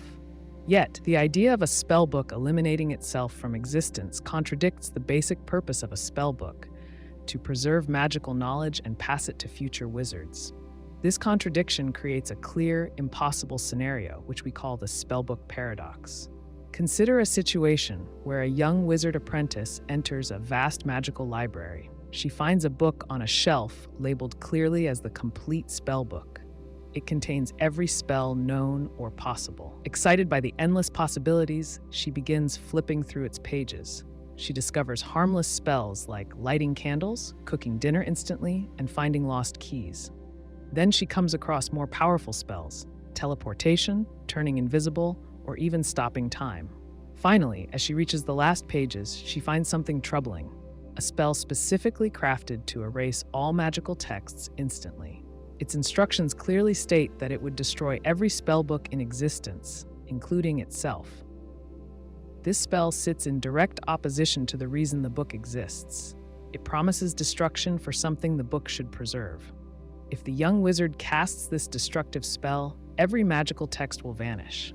The paradox becomes immediately apparent. The spellbook must hold every possible spell, and the spell to destroy all spellbooks qualifies as a possible spell. Yet, by containing this spell, the book threatens its own existence. If the apprentice decides to cast it, she activates a contradiction. The book can't remain complete and still exist if she casts the destructive spell. At the same time, if the book tries to avoid containing this dangerous spell, it would fail to fulfill its purpose, to have every possible spell within its pages. Therefore, the mere presence of this destructive spell reveals an internal contradiction, an impossible situation, the core of the paradox. Imagine another example. A council of powerful magicians seeks to compile a perfect magical record. They work diligently, carefully recording every known magical spell. Eventually, they begin hypothesizing spells that haven't been cast yet. After decades, their collection grows into a single, definitive spellbook, carefully guarded and considered priceless. The council members celebrate their achievement. This book is the complete record of all magic. But upon final review, they realize their error. A scholar among them points out that completeness demands the inclusion of all spells, even those designed to erase magical texts forever. Faced with this dilemma, the magicians consider leaving out the destructive spells. But if they do this, their book can no longer be considered complete. On the other hand, including them would mean the book itself risks destruction the moment someone chooses to cast one. The book itself might also automatically vanish once the destructive spell is written into its pages, if such a spell activates instantly. Either way, the paradox persists. The completeness of their work becomes impossible to achieve. Some may argue that the spellbook could simply exclude any destructive spell. However, the conditions for completeness, containing every possible spell, prevent this solution. The word "every" means no exceptions can be made. As soon as even one spell becomes forbidden, the book fails its original purpose. Others may suggest that the book could contain the spell but render it impossible to cast. Perhaps the instructions are unclear, incomplete, or sealed away magically. But this, too, violates the notion of completeness. A spell is only a genuine spell if someone could realistically use it. Spells that cannot ever be cast aren't truly spells, they're mere words without magical effect. Thus, deliberately including an unusable spell would mean cheating the book's completeness. Consider another angle. The spellbook might contain powerful protective magic to prevent anyone from casting the destructive spell. The moment someone opens the page to that spell, the book defends itself. However, This situation doesn't resolve the paradox either. For the book to be truly complete, no spell can become unusable or inaccessible. Protection spells would make certain spells inaccessible, thus breaking the completeness rule once again. Further complicating matters, imagine multiple copies of the complete spellbook exist. If someone casts the destructive spell from one copy, all copies vanish. This raises yet another question. Would one spellbook's destruction instantly destroy all others? If so, the book's completeness becomes a serious liability. No wizard would willingly hold or create a book that poses such a significant risk. Still, removing dangerous spells would again mean losing completeness. The paradox extends even to time-based magic. Suppose a wizard uses the spellbook to cast a spell traveling back in time. This wizard travels to a moment before the destructive spell was written. He attempts to prevent the inclusion of the dangerous spell.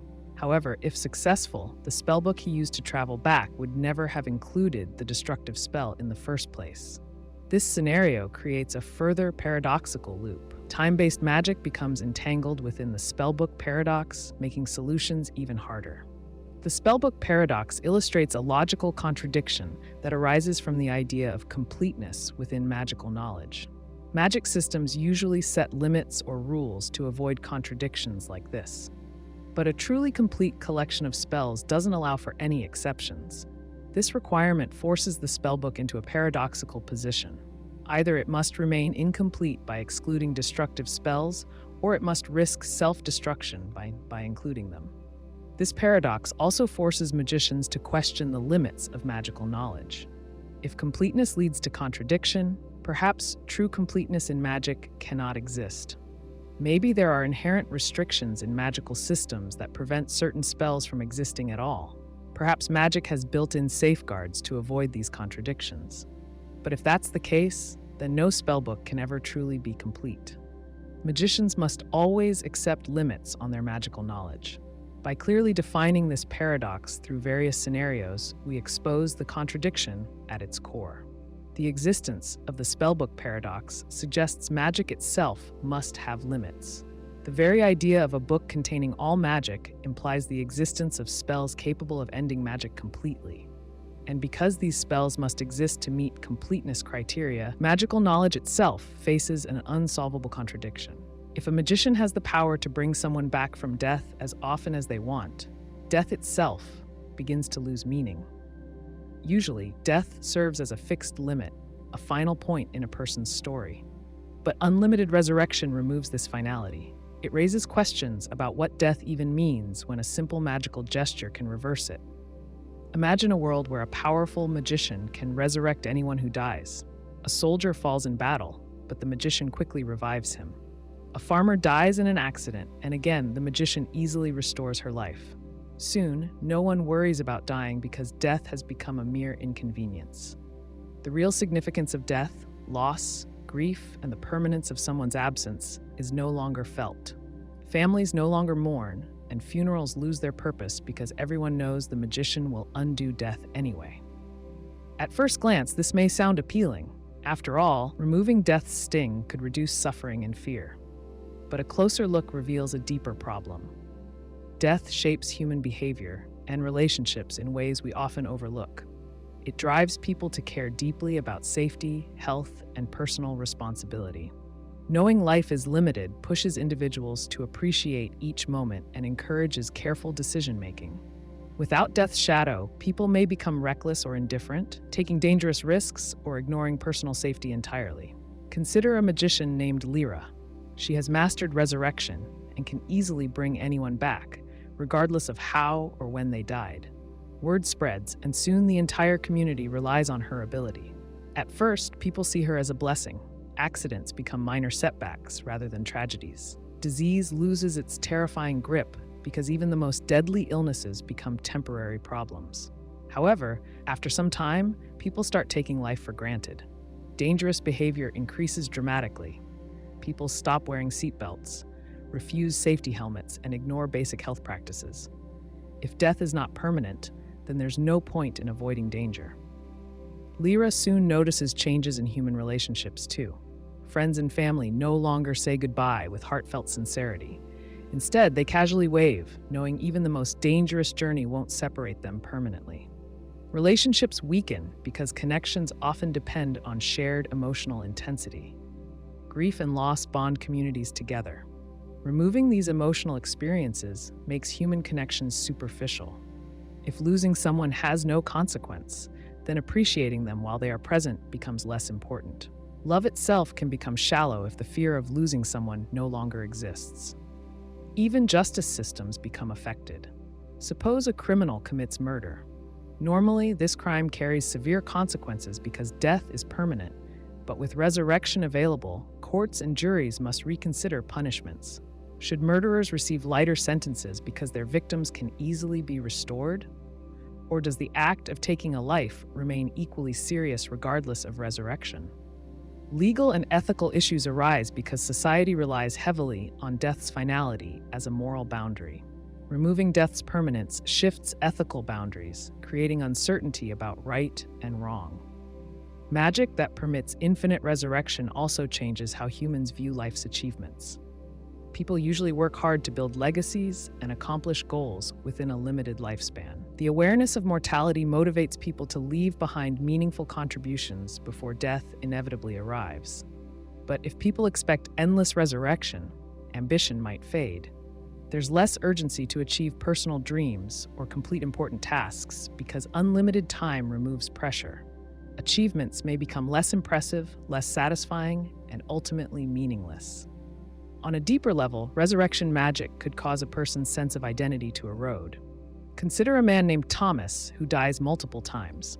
Each time Lyra resurrects him, Thomas begins to question his identity. Is he still the same Thomas who lived before, or is he a new version, a mere copy?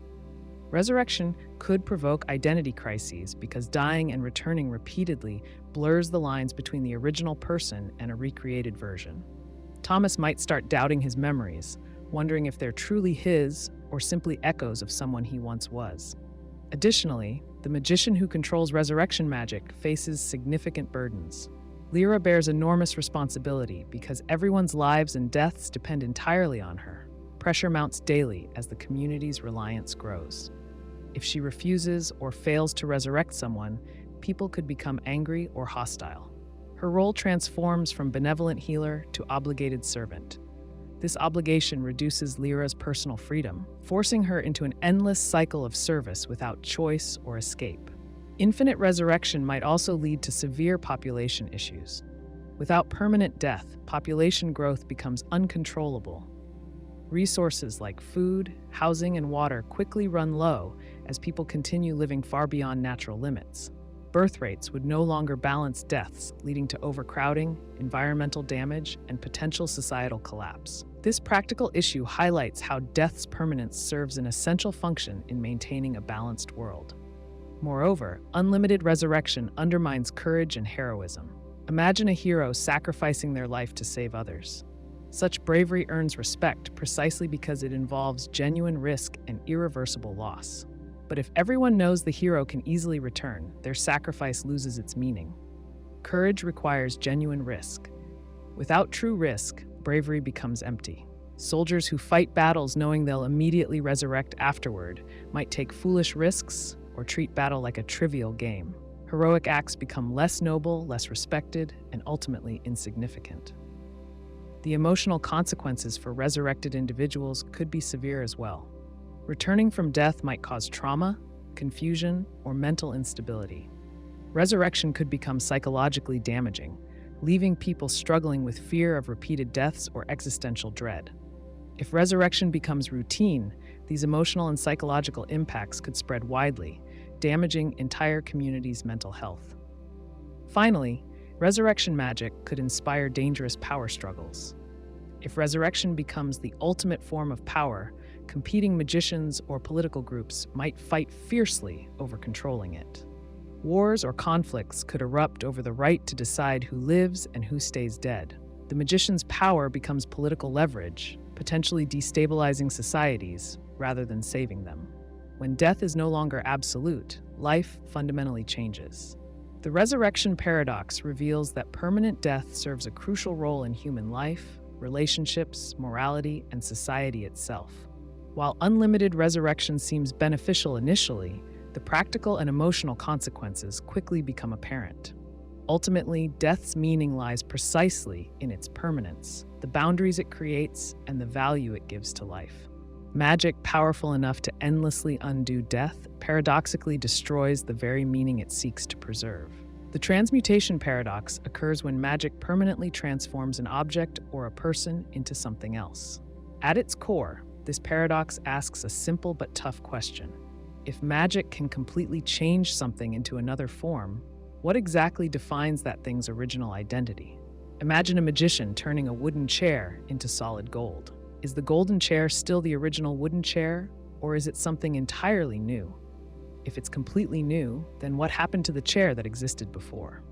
To understand this paradox, think about identity as what makes something what it is. For a person, identity usually means their memories, thoughts, feelings, and even physical appearance. For objects, identity is usually simpler. It's about the material they're made of, their shape, and their purpose. But magic complicates this idea by allowing instant, complete changes. When a magician transforms one object into another, the lines that usually define identity become blurry. Consider a practical scenario. A magician holds an ordinary apple. She casts a transmutation spell, and in a flash, the apple becomes an orange. The apple's red skin, sweet flavor, and crunchy texture vanish. Now the magician holds a perfectly ripe orange, juicy and tart. Physically, nothing about this fruit resembles the apple she started with. Anyone who saw this happen would say that the apple disappeared and the orange appeared from nowhere. But the magician knows the truth. She knows the orange was once an apple. So, is the orange actually the apple, just in a different form? Or did the apple cease to exist entirely? The problem becomes clearer if we consider changing something more complex, like a living creature. Suppose the magician transforms a rabbit into a cat. The rabbit's physical characteristics, long ears, hopping legs, twitchy nose, are completely replaced by feline traits. It now has sharp claws, pointed ears, a long tail, and it purrs. If you saw this cat, you would never guess it had once been a rabbit. But what happens to the rabbit itself? Did the rabbit stop existing? Did the magician create a new cat? Or is the cat just the rabbit in disguise? Magic like this raises ethical questions, too. If the rabbit still exists as the cat, has the magician violated its nature or identity?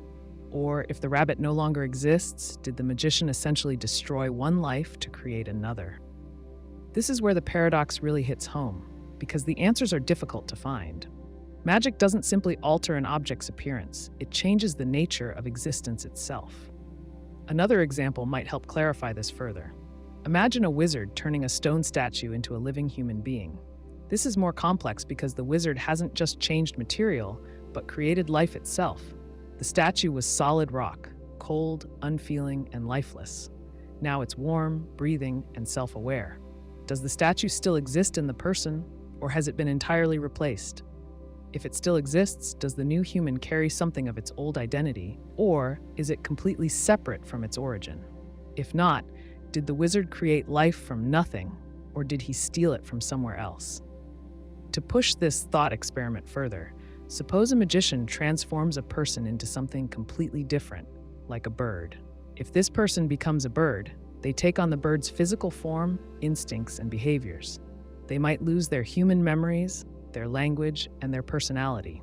If this transformation is permanent, can we still say it's the same person in bird form, or has the magician effectively ended the person's original life and created a new being in their place? Magic often seems straightforward. Wave a wand, say a few words, and one thing becomes another. But transmutation magic exposes deeper problems about what it means to exist. If identity is tied to physical form, then changing the form completely erases that identity.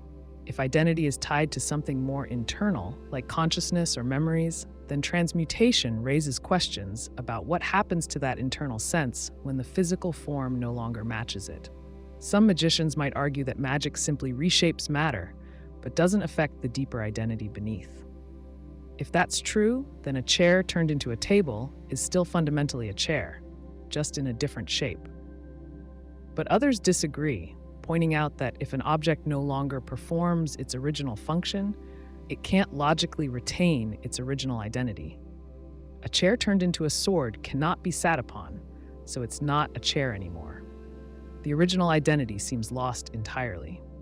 What makes the paradox even more challenging is the permanence of these transformations. Temporary changes might seem easier to understand.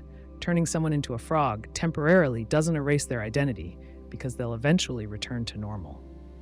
But permanent transformation erases the possibility of going back, making the question of identity especially difficult. There is also a practical side to the paradox. Imagine a wizard who permanently transforms an old wooden house into a castle made of stone. If someone asks how old the castle is, do we date it from the moment of transformation, or do we include the age of the original wooden house? If the transformation is complete, we have to decide whether the history of the original structure matters at all, or if the castle simply began to exist at the exact moment the wizard cast his spell. Another important aspect of this paradox is its impact on relationships and memories. If a magician transforms a beloved pet dog permanently into a wolf, is the wolf still the beloved pet, or a new creature entirely?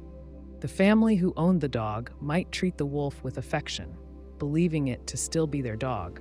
But if the wolf no longer behaves like their pet, no longer recognizes them, or even threatens them, is it still their beloved pet, or just an animal created from the dog's form? Ultimately, the Transmutation Paradox forces us to reconsider how we define reality and identity. Magic that permanently changes an object or being blurs the boundaries between creation, destruction, and transformation. It reveals how delicate our understanding of identity can be, and how fragile the idea of permanence really is. Magic that controls emotions creates a paradox. At its core, emotion magic allows someone to change how people feel. A magician might use this power to calm anger, erase sadness, or inspire courage. But when magic creates feelings, the authenticity of those emotions comes into question. Genuine feelings arise naturally from experience. Magic-generated emotions, on the other hand, come from external control. This tension between genuine emotion and artificial emotion forms the heart of the paradox. Imagine a village threatened by an approaching storm. Fear grips the villagers. Parents worry for their children, workers fret about their livelihoods, and elders recall past devastation. A magician arrives and offers relief. With a simple wave of a hand or softly spoken words, the magician removes the villagers' fear. Suddenly, the villagers feel calm, even hopeful. They smile, chat, and resume daily routines as if no danger existed. Yet the storm still approaches, unchanged by the villagers' newfound optimism. Their calmness feels real, but it isn't rooted in truth. Their emotions no longer match the reality they face. Genuine emotions reflect our true understanding of the world. Magic-controlled emotions alter that reflection, creating a sense of disconnect. Villagers now experience feelings disconnected from their actual circumstances. This creates another layer of trouble.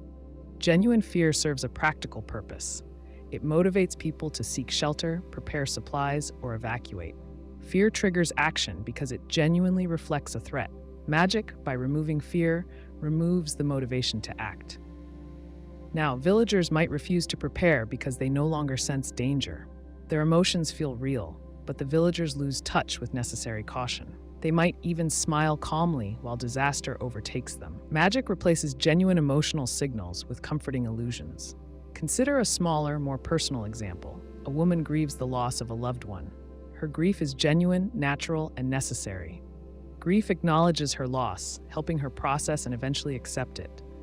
A magician steps in, removing her sadness instantly. Now the woman feels fine, even happy after the magic spell. But her loved one remains gone, and nothing genuinely changed in her situation. The sadness vanished, but not because she healed or accepted the loss. Magic merely suppressed her true emotional reaction. Over time, magic-controlled emotions can confuse a person's inner understanding. The woman might wonder later why she doesn't feel sad or mourn her loved one. She might question her own heart, sensing that something important is missing. Authentic emotions carry meaning, memories, and messages. Magic-created emotions strip away those layers. She loses an important part of herself because her emotional responses no longer reflect her reality. Some magicians might argue that emotion magic offers kindness. They might say it protects people from pain, sadness, and fear. But this view misses an important truth. Painful emotions, though difficult, carry value. They teach lessons, guide future decisions, and strengthen character. Fear alerts us to danger. Sadness helps us acknowledge loss and adapt to new circumstances. Anger signals unfairness or wrongdoing. Without genuine emotion, people miss out on these vital messages. Magic-induced comfort might feel nice, but it robs individuals of genuine growth and understanding. Think about a soldier preparing for battle. Fear before combat is natural and important. Fear sharpens senses, quickens reaction times, and makes soldiers more alert to danger. A magician removing fear might create soldiers who march into battle smiling but unprepared. Courage means feeling fear but acting anyway. Removing fear artificially doesn't create real courage. It creates empty confidence. Soldiers might look brave, but true bravery comes from confronting fear, not magically eliminating it. The paradox deepens when people become aware that magic controls their emotions. Imagine you learn that a magician made you feel affection towards someone you previously disliked. The feeling seemed real to you, warm and genuine. Now you question it deeply. Was that affection real at all? What does it mean about your true feelings if someone else controls them? You lose trust in your emotional reality. Even when the magic stops, doubt remains. You begin questioning your own feelings in every situation. Emotional authenticity becomes difficult or impossible. In some cases, the paradox extends further. Suppose magicians regularly use emotion control across a society. Over time, the society itself might lose sight of genuine emotion. Children grow up experiencing magically controlled joy, calm, or pride.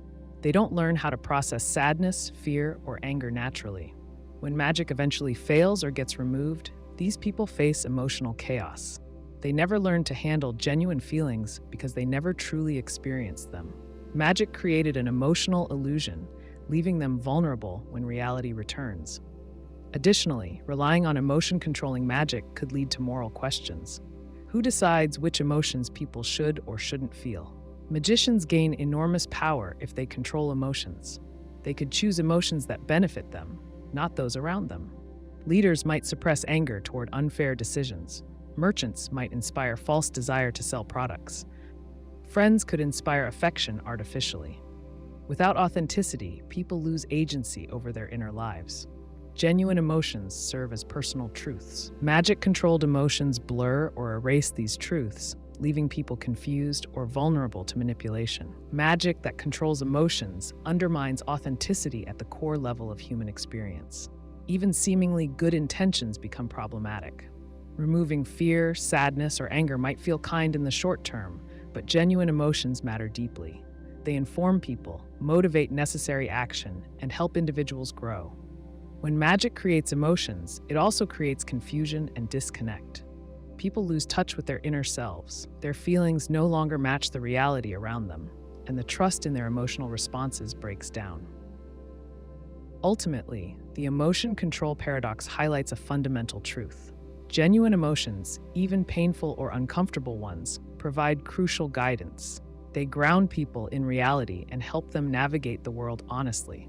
Magical emotions might feel pleasant or beneficial, but they inevitably lead to internal conflicts. People start doubting themselves, their perceptions, and even their memories. Authentic feelings give us strength through honesty.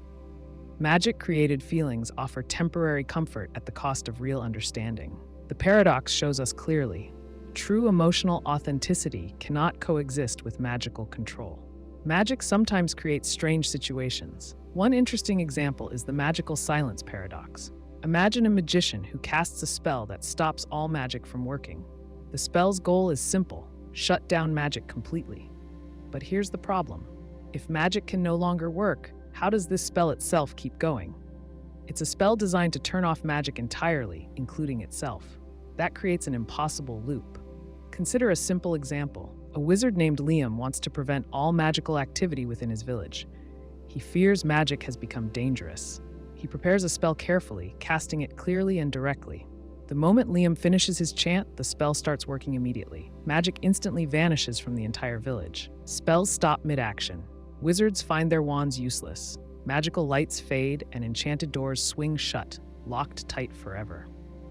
But then, a new problem appears. Liam's own spell depends on magic to stay active. If the spell succeeds fully, it also turns off its own magical source. This means the spell cancels itself out right after it starts. The village would feel magic fade for a second, only for it to return immediately afterward, as if nothing happened. Liam's spell briefly works, then fails instantly, leaving him puzzled. This paradox happens because magic typically has rules, even when those rules appear simple. For a spell to function, it needs magic as fuel.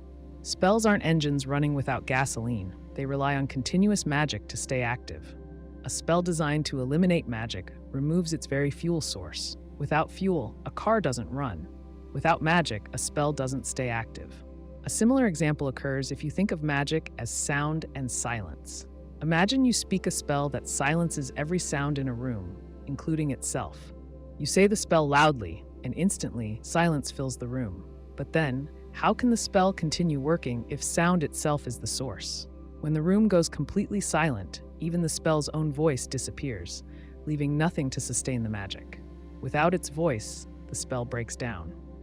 This situation shows a fundamental issue with absolute concepts in magic. Absolute silence means zero sound. Absolute magical silence means zero magic. Spells, however, rely on magic just like voice relies on sound. A spell that creates absolute magical silence tries to achieve the impossible, staying active without fuel. Some might argue the spell could contain its own separate source of magic. For example, Liam might carry a small magical stone charged to keep the silence spell running. The spell silences all magic except the magic inside the stone. But this raises another question. Is it truly silencing all magic, or just selective magic? If the stone's magic still works, the spell hasn't achieved full silence.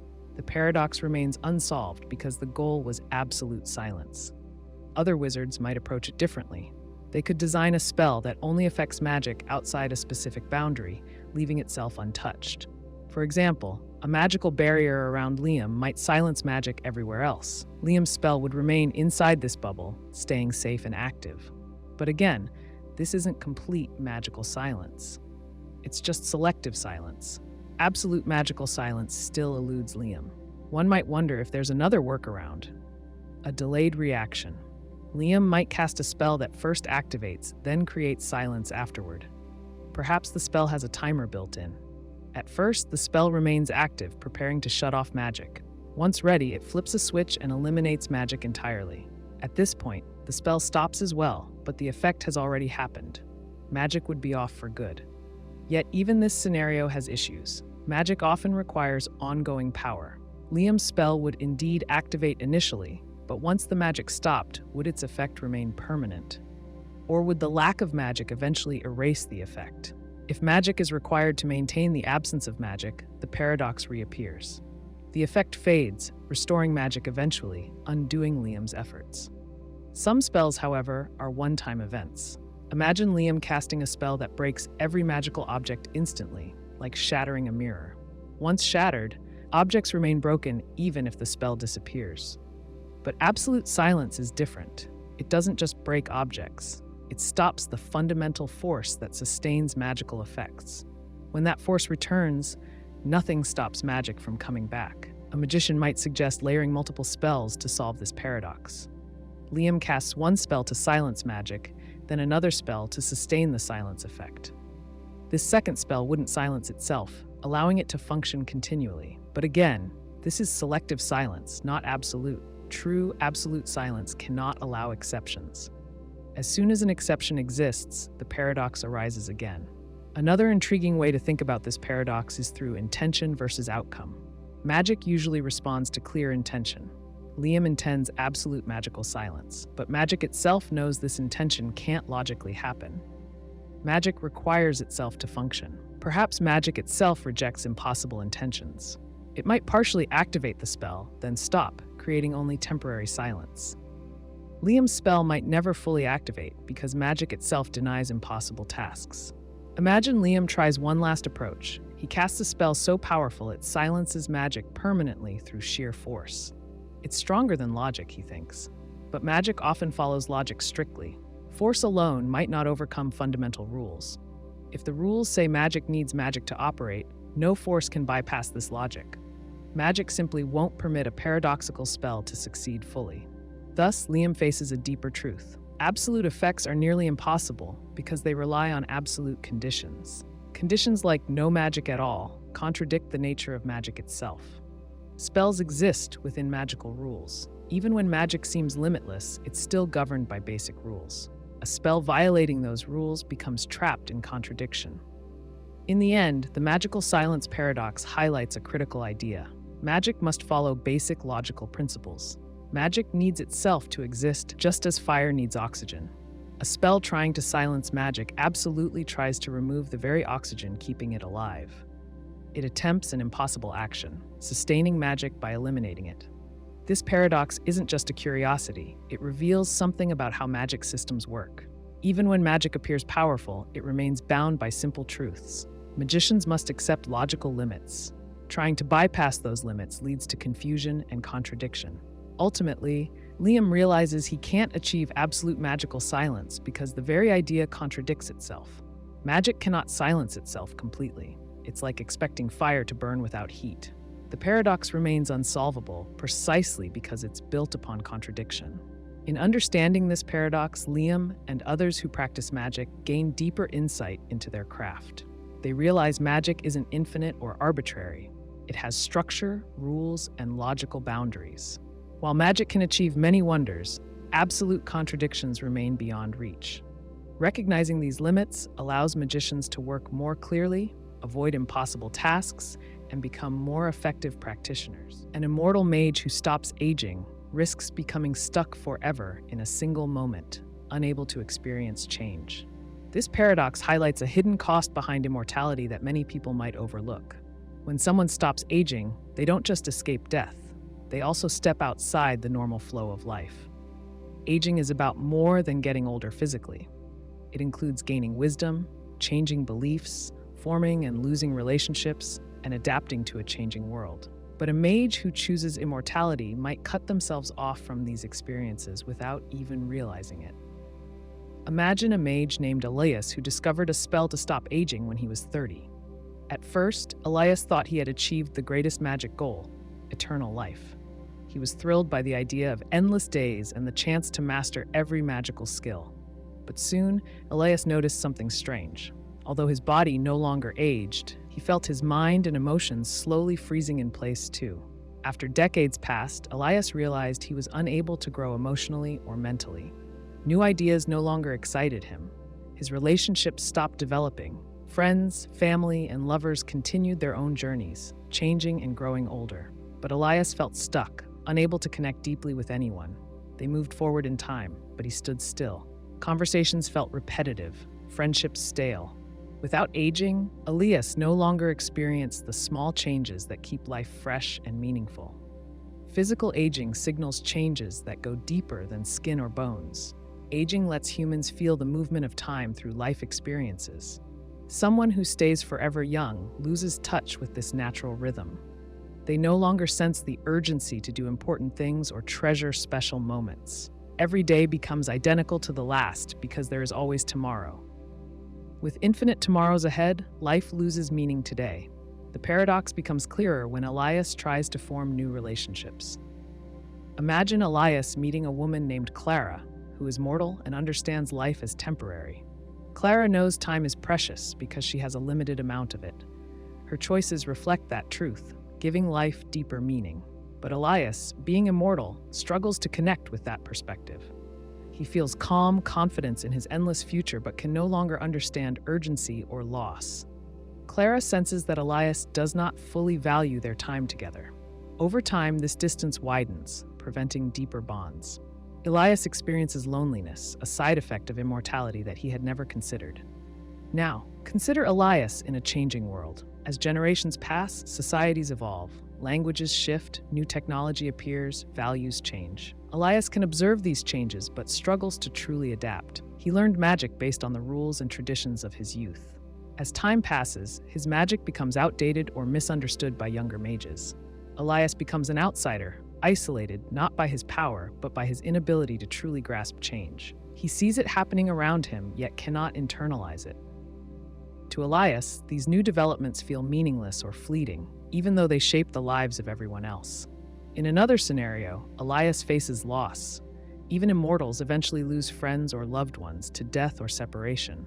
Elias witnesses countless losses, but can no longer truly grieve. His emotional range became frozen the moment he stopped aging. Each loss feels duller, emptier, and less important.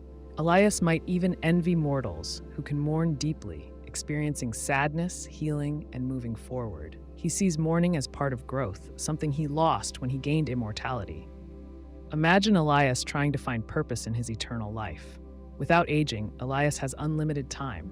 At first, this sounds wonderful, but unlimited time can lead to indecision, confusion, or a lack of purpose. When time is endless, making choices becomes harder. Elias thinks, should I study magic today, or tomorrow, or next century? The answer hardly matters, so he delays taking action. Without the pressure of time, Elias drifts endlessly, never committing fully to anything. He loses motivation because there is no urgency. He has endless tomorrows, but this destroys today's meaning. Elias also loses empathy for mortals who experience aging and change. Imagine Elias meeting a young apprentice named Liam, full of ambition, energy, and eagerness to learn. Elias, having lived forever without change, sees Liam's excitement as pointless or temporary. Liam's youthful hopes and dreams seem naive to Elias, who knows Liam will age and die. Elias offers wisdom, but it comes across as cold, detached, and distant. Liam feels misunderstood, sensing Elias no longer remembers how hope and uncertainty shape human life. Even magical progress becomes less meaningful. Immortality gives Elias unlimited time to master spells. But mastering magic involves more than memorizing spells or practicing techniques. True mastery comes from struggle, experimentation, failure, and growth. Because Elias no longer experiences true setbacks or genuine risks, his magical growth stalls. Magic that once excited him becomes mechanical and predictable. Elias practices spells out of habit, no longer driven by curiosity or passion. The very thing that defined his life, magic, becomes routine and empty. Elias now experiences deep boredom. He has seen it all before. Wars repeat, societies rise and fall, and friendships come and go in endless cycles. At first, he took comfort in this stability, but over centuries, predictability became suffocating. Nothing feels new, fresh, or exciting. Elias can travel anywhere, learn anything, and achieve everything, but there is nothing he genuinely wants to do. The paradox of immortality means he lives forever without truly living at all. The core paradox is clear. Immortality is not eternal life, but eternal stagnation. By choosing immortality, Elias escapes the risks of aging, but loses life's meaning. Humans crave change, growth, and new experiences. Aging is a natural way humans feel alive and connected. Without aging, life quickly becomes empty. Elias lives forever but stops truly experiencing life. This paradox explains why many magical traditions portray immortality as a curse rather than a gift. Immortal beings in stories often envy mortal lives, recognizing the emotional richness of temporary existence. A mage like Elias might even try desperately to reverse immortality, realizing that the ability to age and experience change matters more than endless years. He might seek spells that return him to mortal life, understanding that living fully means accepting limits. The Immortality Paradox teaches a calm truth. Unlimited life does not bring unlimited happiness. Humans need aging, change, risk, and loss to find meaning. Immortality sounds appealing at first glance, but hides serious emotional and spiritual costs. Elias's experience shows clearly that true magic is not avoiding aging, but embracing the reality of life's limits. A spell that makes a person immortal removes the natural fear of death. Without death, there is no urgency, no true risk, and no finality. But the mind is not built for eternity. Over time, memories pile up. Even if the mind is vast, there must be a limit. If a person has lived for 100,000 years, do they still remember their first love? Do they remember their name from a time before names changed? If memories fade to make room for new ones, is the immortal still the same person? Consider an immortal warrior who has fought 1,000 wars. At first, they fight for survival, then for honor, then for boredom. But eventually, they forget why they fight at all. The weight of countless battles erases the meaning of battle. They remember swinging a sword, but forget why they picked it up in the first place. The same paradox applies to relationships. An immortal falls in love. Their partner does not share their gift. The lover ages, grows weak, and dies, leaving the immortal alone. This happens again and again. Eventually, love loses meaning because it always ends the same way. The immortal meets someone new, knowing that in a blink, that person will be gone. A godlike magician, unable to die, must also grapple with time itself. Everything changes. Civilizations rise and fall. Languages shift. A man born in a world of stone huts may live to see glass towers scrape the sky. He may outlive them, too, when the towers crumble and the world returns to dust. At what point does everything become unfamiliar? At what point does the immortal cease to understand the world around them? If a person lives forever but cannot connect with the present, are they living at all? This problem worsens with magic that stops aging. A person who does not grow old remains trapped at one point in their life. A man who becomes immortal at 30 will always be 30. He will watch children grow into adults, and those adults grow into elders. He will watch those elders die. He will never be one of them. He will never share their experiences. If he was foolish at 30, he will be foolish forever. If he lacked wisdom, then he will lack wisdom for eternity. Time is the teacher of all things, but what does time teach a man who cannot change? Immortality also leads to stagnation. A king who cannot die remains on his throne forever. His kingdom never sees change. His rule continues long after it should have ended. Revolutions never succeed because the ruler cannot be overthrown. If he is wise, perhaps the kingdom flourishes. If he is cruel, the people suffer without hope of a better future. Either way, the natural cycle of leadership is broken. Power, meant to be passed from hand to hand, instead rests forever with one person. Even if the immortal is not a ruler, they may struggle with purpose. A scholar who has read every book, learned every language, and mastered every art may find themselves with nothing left to discover. If a goal can be achieved, then an immortal will eventually achieve it. If there is nothing left to strive for, there is no reason to strive at all. Even if the world is infinite, the immortal will always have more time than the world has knowledge. Some forms of immortality come with conditions. A vampire lives forever but must feed on blood. A lich exists eternally, but only as long as their phylactery remains hidden. These forms of immortality delay the paradox, but do not escape it. The vampire may enjoy their power at first, but feeding becomes routine. Eventually, even the hunt loses its thrill. The lich, with their soul locked away, no longer feels joy, sorrow, or ambition. They persist, but without feeling. In time, existence itself becomes a burden. There is also the question of identity. If an immortal is not bound by death, they may become careless. A warrior who does not fear wounds may charge into battle recklessly. A ruler who does not fear consequences may act without caution. Without risk, there is no need for caution. Without caution, actions lose meaning. If a mistake cannot end a life, is it truly a mistake? If a risk does not carry danger, is it truly a risk? Even if an immortal retains their mind and purpose, they must live with loss. Friends and family will always die. Generations will pass. The names and faces that once meant everything will fade. The immortal may try to keep their loved ones close, but they will always outlive them. The pain of loss will happen again and again, endlessly.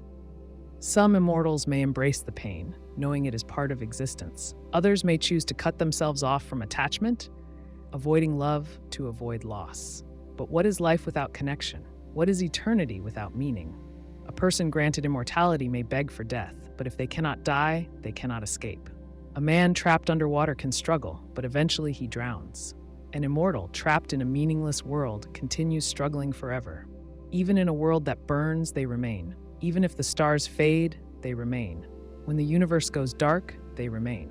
Trapped in nothing, unchanging, unending. Magic that creates something from nothing raises a fundamental question. Where does the boundary lie between magic and natural existence? If magic can conjure matter out of thin air, does it obey the same laws that govern the physical world, or does it establish an entirely separate reality? This paradox challenges how we define both magic and the universe. Imagine a sorcerer standing in an empty room. They raise their hand, speak a word, and a table appears before them. This table is solid. It can be touched, moved, and even burned. If someone were to examine it, would they find it made of wood like any other table? Or would its composition reveal something unnatural, something fundamentally different from the rest of the world? In most magic systems, energy is required to create or transform matter. But if a spell bypasses this rule, if it simply summons objects into existence without cost, then what separates magic from an act of divine creation? If magic has no constraints, then the magician has the same power as a god, shaping the world at will. This raises another question. If a magician can make matter, can they also destroy it in a way that goes beyond simple burning or breaking? Can they erase an object from existence entirely, leaving no trace of its presence? Some might argue that magic is simply another law of nature, something as fundamental as gravity. But if this is true, then why doesn't everyone have access to it? And if magic follows rules, then who or what enforces those rules? A world where magic creates matter without limits would quickly collapse under its own contradictions. If every magician could summon gold, gold would lose its value. If every magician could create food, famine would be impossible. But then, why wouldn't everyone be a magician? What prevents magic from spreading and becoming a common force? A possible way to resolve this paradox is to say that magic only transforms rather than creates. The sorcerer who conjures a table doesn't create wood from nothing. Instead, they take matter from somewhere else. The air in the room thickens, compressing into solid form. Or perhaps the table appears because it was removed from another place in the world, pulled from an unseen location. But this explanation only shifts the problem rather than solving it. If magic just moves objects, then it means everything exists somewhere already. A table made of wood has to come from a tree. If a magician pulls the table into existence, does that mean a tree elsewhere vanishes? And if so, what happens if the magician keeps creating? Could they strip the world of all trees without realizing it? Even if magic does not take from elsewhere, it could still require something in exchange. A magician might expend their own life force, shortening their lifespan to create something new. Or they might need to sacrifice another object to maintain balance. A wooden staff crumbles to dust to give birth to a wooden table. If magic operates on equivalent exchange, then it follows a system of conservation, mirroring natural processes rather than defying them. Some stories attempt to sidestep this issue by saying that magic-created objects are temporary. A sorcerer who summons a sword might find it dissolving after an hour. This places a clear limit on creation, preventing magic from permanently reshaping the world. But what happens when someone discovers a way to make these objects last indefinitely? Does that mean they've broken reality? If magic does not require an exchange, then it must draw from an infinite source. But an infinite resource raises new questions.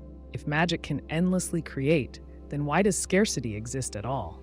If food and water can be conjured freely, then war over resources would make no sense. This suggests that magic must either be difficult to use or that only a few people have access to it. But if only a select few control magic, then it becomes a system of power rather than a natural force. Magic users would function as gods among mortals, capable of shaping existence while others remain bound by physical laws. The nature of permanence is another issue. If a magician creates a house, will it last as long as one built by hand? If it does, then magic becomes indistinguishable from nature. But if it fades, then that suggests magic operates under different laws. A magically created house that vanishes after a century might seem permanent to a person, but meaningless on a geological scale. If magic cannot create lasting things, then it is less like a law of nature and more like a trick, something real for a moment, but unable to endure. There is also the question of identity. If magic creates a person rather than an object, are they truly alive? If a sorcerer crafts a living being, does that being have thoughts, emotions, and memories? If they do, then magic has bypassed the natural process of life. If they don't, then the created being is an illusion, something that only mimics reality. But if magic can create intelligent life, then why wouldn't magicians make entire civilizations? If people can be crafted from thin air, then what separates them from those born through natural means? Would they have a soul? Would they be considered real? Some might argue that magic, by definition, exists outside the boundaries of nature. But if magic exists, then it is part of reality, even if it does not follow familiar rules. If magic can create without limit, then it contradicts the very concept of scarcity and consequence. If it cannot, then it must follow hidden rules. Either magic is limitless and collapses into chaos, or it is structured and functions as another part of the world's framework. Consider a world where magicians can create but must obey a law. Anything they make must be paid for with time. A wizard who conjures a castle must dedicate years of their life to maintaining its existence. This introduces a cost, making magic a choice rather than an unchecked force.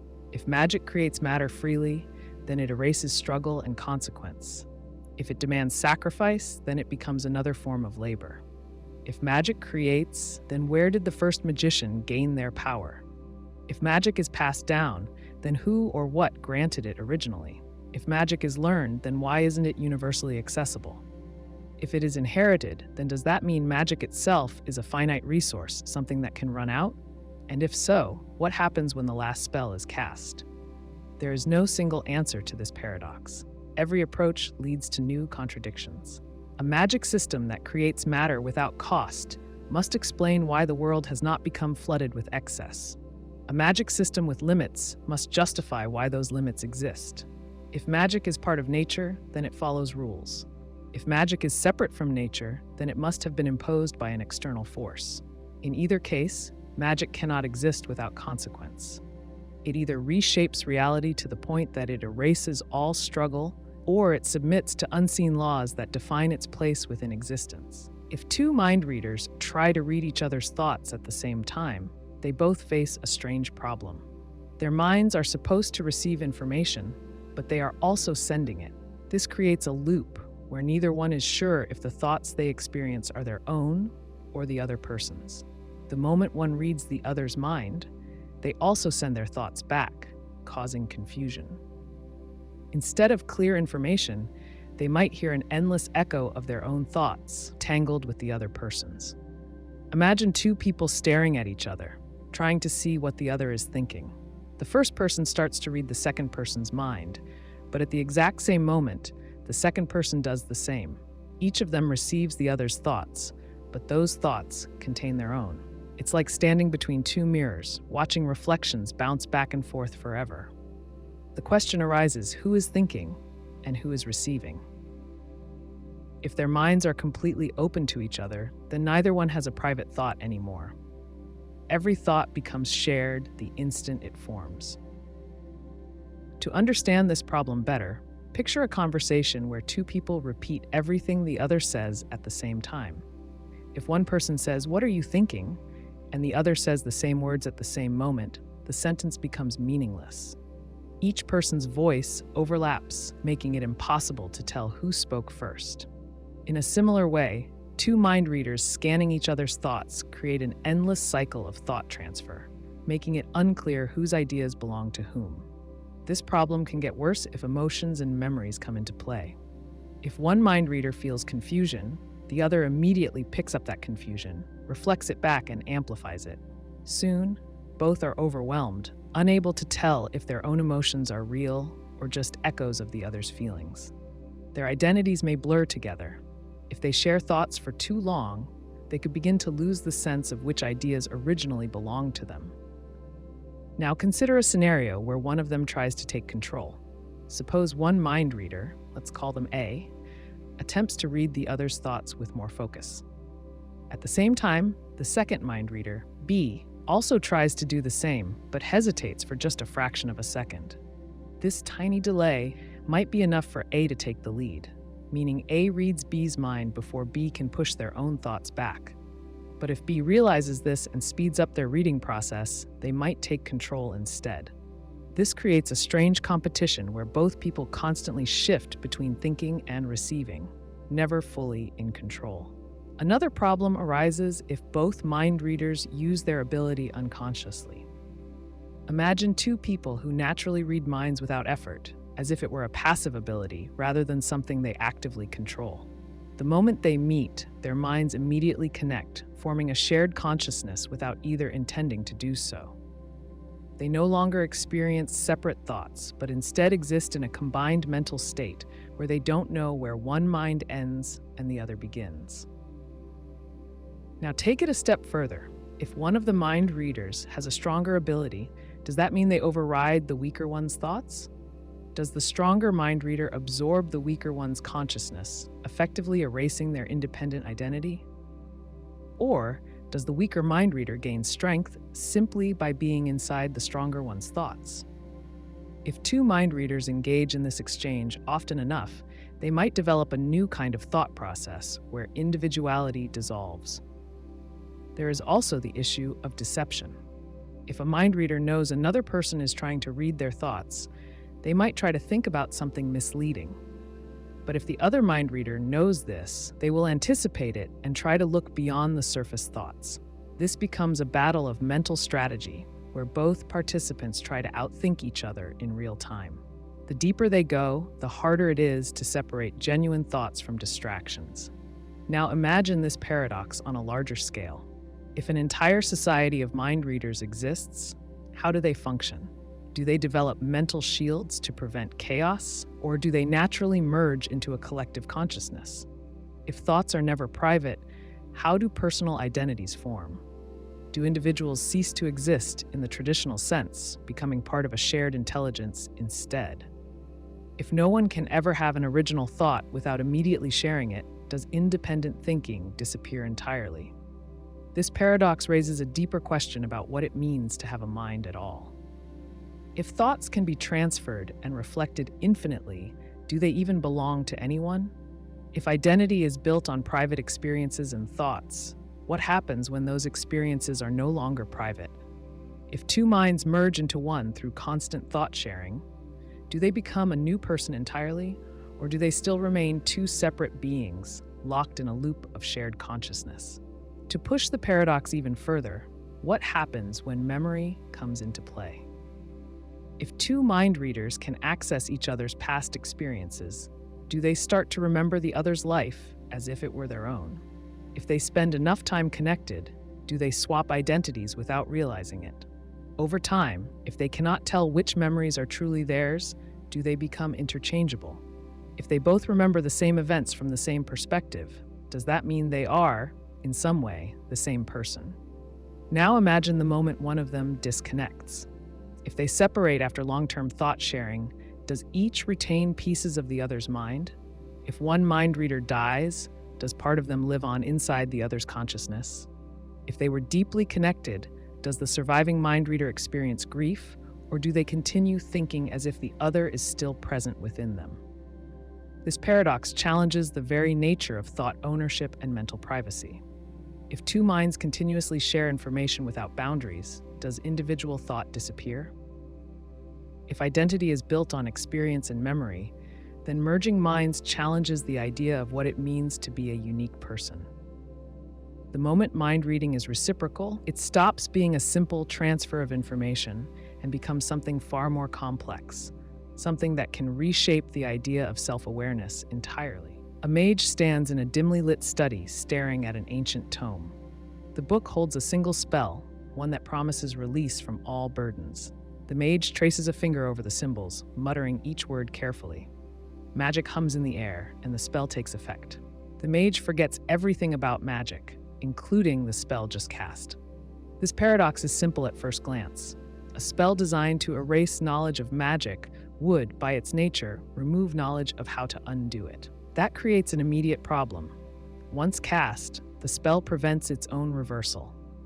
The person who used it can never retrieve their lost knowledge. If they had written instructions, those words would become meaningless. If someone else had the key, the affected person wouldn't believe them. Even if a counterspell existed, the mage would never think to seek it. This paradox deepens when considering the mechanics of magical memory. If magic is an external force that alters the brain, then the spell must precisely target specific knowledge.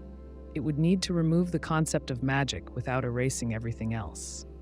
That precision creates another contradiction. The spellcaster, before forgetting, must set limits. They must define what should remain. But if they understand magic well enough to set those limits, then they are aware of their own forgetting. That awareness should also disappear, yet it must remain for the spell to work correctly. If the spell erases magic completely, other issues arise. A mage's life is built around their craft. They might have magic-infused objects, enchanted tattoos, or an unnatural lifespan due to years of magical reinforcement. If they forget magic, do they also forget how to use those objects? If their body relies on magic for survival, does the forgetting spell undo those effects? A mage who has prolonged their life with magic might suddenly experience the weight of their true age, collapsing into dust as forgotten spells unravel. The paradox also affects others. Imagine a society where spellcasters use this magic often. Perhaps it is a rite of passage for those who wish to retire from the arcane. If they all forget, who remembers that they were ever mages? Do their names vanish from magical records? If they were teachers, their students lose mentors overnight. What happens to their apprentices, their families, or the people who relied on them? The paradox extends further when applied to magical creatures. Some beings are defined by magic. If a fairy or a summoned spirit forgets magic, do they cease to exist? A dragon with an innate sense of magic might lose its ability to breathe fire. A summoned entity might vanish the moment they forget the spell that binds them to the world. Consider the perspective of a mage's enemies. If magic allows someone to erase knowledge of magic, a rival might use it as a weapon. A sorcerer could cast the spell on an opponent, turning them into an ordinary person. But this strategy presents a risk. If the spell spreads, it could wipe out magic entirely. A single mage forgetting may seem minor, but if enough of them forget, the entire system collapses. There is also the question of intent. What happens if someone casts the spell on a non-magic user? If the spell removes all knowledge of magic, what does it do to someone who never knew magic in the first place? Does it erase their ability to perceive magic at all? Do they become blind to all magical effects, unable to see spells even when they occur in front of them? If so, that means forgetting magic isn't just about memory, it's about perception itself. This paradox also creates ethical dilemmas. A mage might use this spell to erase painful memories, but memories shape identity. If a person removes their magical knowledge, they also remove experiences tied to that knowledge. A spell that wipes away magic might erase years of study, friendships formed through magic, and the struggles that came with learning. The person left behind would not just be someone without magic. They would be a different person entirely. In some cases, the spell might not work completely. Instead of a clean break, fragments of magical memory might remain. The mage might feel an instinctive pull toward magic but lack the ability to act on it. They might recognize symbols but not understand them. They could hold a wand or a staff and feel a sense of loss without knowing why. If the spell malfunctions, it could lead to strange effects. A mage might forget they can use magic, but still cast spells by accident. They might instinctively react to danger with magic, but have no idea how they did it. Worse, they might remember magic exists, but forget all rules and limitations. That could make them reckless, casting spells in dangerous ways without understanding the consequences. Some might try to circumvent the paradox by preparing in advance. A mage could leave themselves a note explaining what happened, but if the spell works as intended, they would ignore or dismiss it. They might think someone was playing a trick on them. If they wrote a journal about their magical experiences, they would see it as fiction. The stronger the spell, the more effectively it erases belief. This paradox also raises the question of how deeply knowledge of magic is embedded in a person. If a mage has muscle memory for spellcasting, does that remain? A swordsman can swing a blade without thinking, so can a mage still gesture for spells they no longer remember? If they do, does magic still respond? If so, the spell hasn't truly erased magic. It has only erased awareness. That means the paradox hasn't removed magic at all, only hidden it beneath the surface. In a world where forgetting magic is possible, secret organizations might exist to restore lost knowledge. These groups could dedicate themselves to recovering erased spellcasters. They might seek out those who have forgotten and try to trigger their memories. But this would only work if magic can be relearned. If the spell erases all pathways to magic, then even exposure to it again would be meaningless. The paradox extends to recorded knowledge. If a book explains magic, does the forgetting spell prevent the reader from understanding it? If the spell is powerful enough, it would make magical texts unreadable. Words would become gibberish. Diagrams would look like meaningless scribbles. Even if someone pointed at a spell and explained it step by step, the affected person wouldn't grasp it. This leads to another contradiction. If the spell erases understanding, then it also erases the ability to recognize that understanding has been lost. The person affected would not feel like anything was missing. To them, the world would seem normal, even if they were surrounded by magical events. They could walk through a battlefield of wizards and see only chaos without meaning. If the spell could spread, it might erase all memory of magic from an entire civilization. Imagine a world that once thrived on magic, suddenly losing all traces of it. Artifacts remain, but no one understands their purpose. Ruins of floating cities sit in the sky, untouched because no one remembers how to reach them. The world itself becomes a mystery, filled with remnants of something no one recalls. The paradox of forgetting magic is not just about memory loss. It's about the fundamental nature of reality. If magic is something that can be forgotten, then it must be tied to awareness. If it depends on belief, then erasing belief erases magic itself. That means the spell isn't just about forgetting, it's about reshaping the way a person interacts with the world. And if that's true, then the paradox is larger than it seems. The spell doesn't just erase magic from the mind, it erases the very idea that magic ever existed. A powerful enough version of the spell could remove magic from history itself. And if no one remembers magic, did it ever truly exist? Magic that creates infinite power seems useful. A spell that keeps something moving forever without fuel sounds like a dream. But it raises a problem.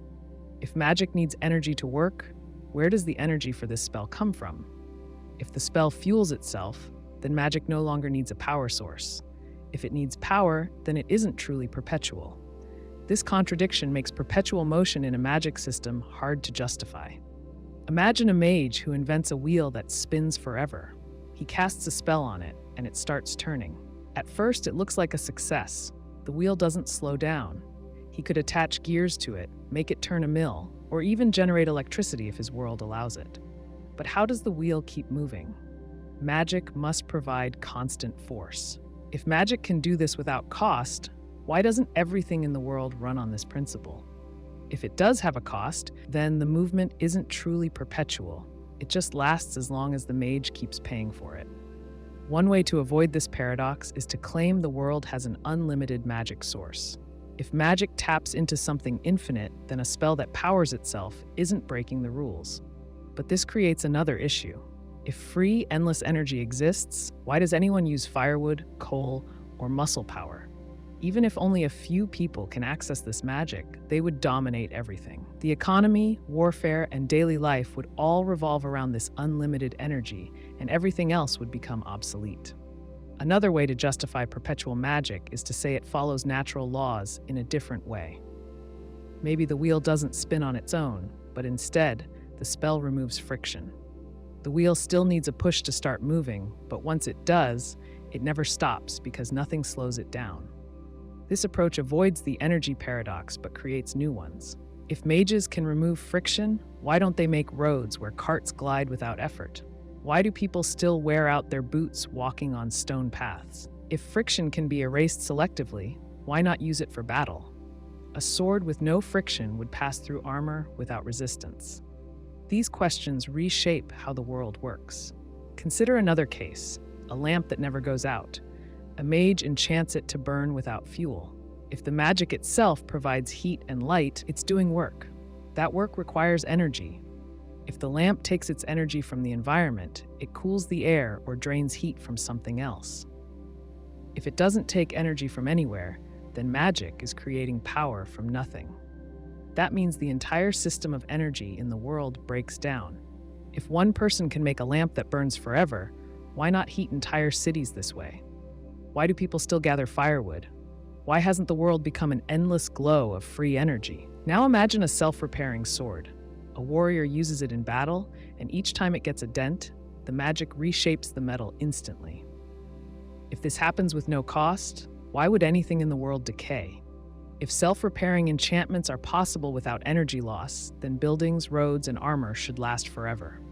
That means there would be no need for blacksmiths, masons, or repairmen. The economy would collapse because things wouldn't wear out. If, on the other hand, the magic draws energy from somewhere, then the sword isn't truly self-repairing, it's just shifting the cost to another place. A different approach to perpetual magic is to limit it. Maybe the wheel spins forever, but only in one place. If moved, the spell breaks.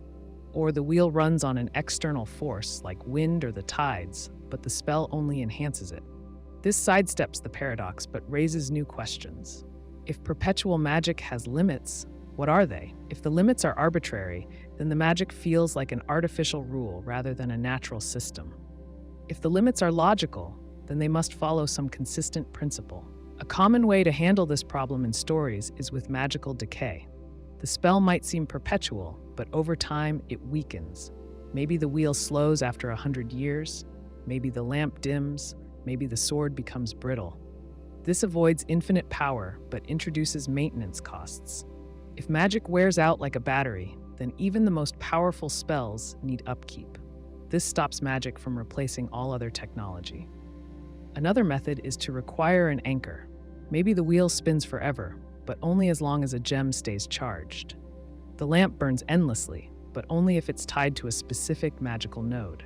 This makes magic feel more like a natural force rather than a loophole in the system. It also prevents an infinite energy source from making everything else obsolete. Some worlds use trade-offs. A wheel might spin forever, but only in exchange for something else. Maybe it drains heat, causing frost to form nearby. Maybe it slowly consumes the material it's made of, so after a century, it crumbles to dust. These limitations keep magic powerful, but not infinite. They also introduce risk. A world where everything runs on trade-off magic would feel different from one where magic is limitless. If perpetual motion exists without cost, it disrupts balance. An empire with infinite power would crush all opposition. A farmer with an endless harvest spell would never go hungry. A ship that never needs wind would dominate the seas. Magic that lasts forever and provides free energy reshapes the world so much that it stops resembling anything familiar. If magic behaves like real physics, it must obey some form of conservation. If it doesn't, then it must have other constraints. One way to explain this is through magical interference. Maybe perpetual spells weaken over time because they interact with other magic. A wheel might spin endlessly in isolation, but in a city filled with enchantments, it slows down. This creates a reason why people don't rely on infinite power. It also makes magic feel like a real force rather than an unchecked cheat. Another method is external disruption. A spell might last forever unless disrupted by another force. Maybe magic needs harmony, and any outside disturbance weakens it. A lamp could burn endlessly, but if a rival mage casts a counterspell, it goes out. This keeps perpetual magic from becoming too reliable. It also adds conflict because anyone who depends on infinite magic must defend it. A different approach is making magic part of a cycle. A wheel might spin forever, but only by draining magic from the air. Over time, the surrounding area becomes a dead zone where spells don't work. This would explain why perpetual magic isn't everywhere. The cost isn't obvious, but it exists. The paradox of perpetual magic forces creators to choose between logic and narrative freedom. If magic creates free energy, then every aspect of life must change to reflect that. If it follows rules, then those rules must make sense within the world. Either way, a world where things move forever without cost must answer one question: why doesn't everything work this way? A magic system that includes an absolute shield spell runs into a strange problem. If a shield blocks everything, it must also block air, light, and sound. That means the caster inside the shield would be trapped in total darkness, unable to hear or breathe. Imagine a powerful mage facing an army. They raise their hand, and a shimmering dome appears around them. Arrows bounce off, fireballs vanish on impact, blades cannot cut through. But in sealing themselves off from all harm, they have also cut themselves off from everything else. The world outside still moves, but the mage experiences none of it. If this shield works on a physical level, then air cannot enter. Without air, the mage cannot breathe. If they design the shield to let air through, then the shield is not truly absolute. Someone might manipulate air currents to bring in poison or heat the air inside until it burns them. An absolute shield cannot allow any exceptions, or it fails its purpose. If the shield also blocks all forms of light, the mage inside cannot see. They are in complete darkness. This is a problem if they rely on sight to cast spells or if they need to monitor their surroundings. A true absolute shield would prevent them from knowing what happens outside. If an enemy simply waits, the mage has no way of knowing when to drop the shield safely. Sound faces the same issue. If the shield blocks all vibrations, the mage will hear nothing. They will be completely isolated. No warning, no communication. If they depend on verbal components for spells, they might not even hear their own voice. There is also the problem of movement. If the shield is absolute, then force cannot pass through it. That means the mage cannot walk while inside it. If they created the shield in the air, they would be stuck floating until it disappeared. If they made it while standing on the ground, it would anchor them in place. Even if the shield allows movement inside, it must stop all force from exiting. Otherwise, attacks from inside the shield could pass through, making it no longer absolute. Consider an enemy who understands this paradox. They see the mage cast the absolute shield and know they only have to wait. The mage inside is blind, deaf, unable to breathe, and unable to move. Minutes pass. The shield must eventually fall, and when it does, the mage is either unconscious or weakened. The enemy then strikes. A creative mage might try to fix these problems. They could make exceptions in the shield's rules, allowing air, light, or sound, but each exception makes the shield less absolute. If the shield allows air, it might allow toxic gases. If it allows light, someone could blind the mage with sudden brightness. If it allows sound, an enemy might use sonic magic to disorient them. One solution is a shield that the mage can toggle. They activate it when under attack and lower it when safe, but this requires judgment and awareness. If an enemy attacks the instant the shield falls, the mage has no time to react. If the shield takes even a moment to reform, that moment is enough for a skilled opponent to strike. Another problem arises with magic itself. If the shield blocks all magic, then the mage inside cannot cast new spells. Their own magic would not pass through. This means if they did not set conditions before activating the shield, they could not modify or remove it. If they tried to make an exception for their own spells, an enemy might find a way to mimic those spells and break the shield from the outside. An absolute shield also raises questions about energy. Does the mage have to constantly feed it magic, or does it sustain itself? If it drains energy, then the mage eventually collapses. If it does not, then it is effectively a permanent, unbreakable wall. This leads to another problem.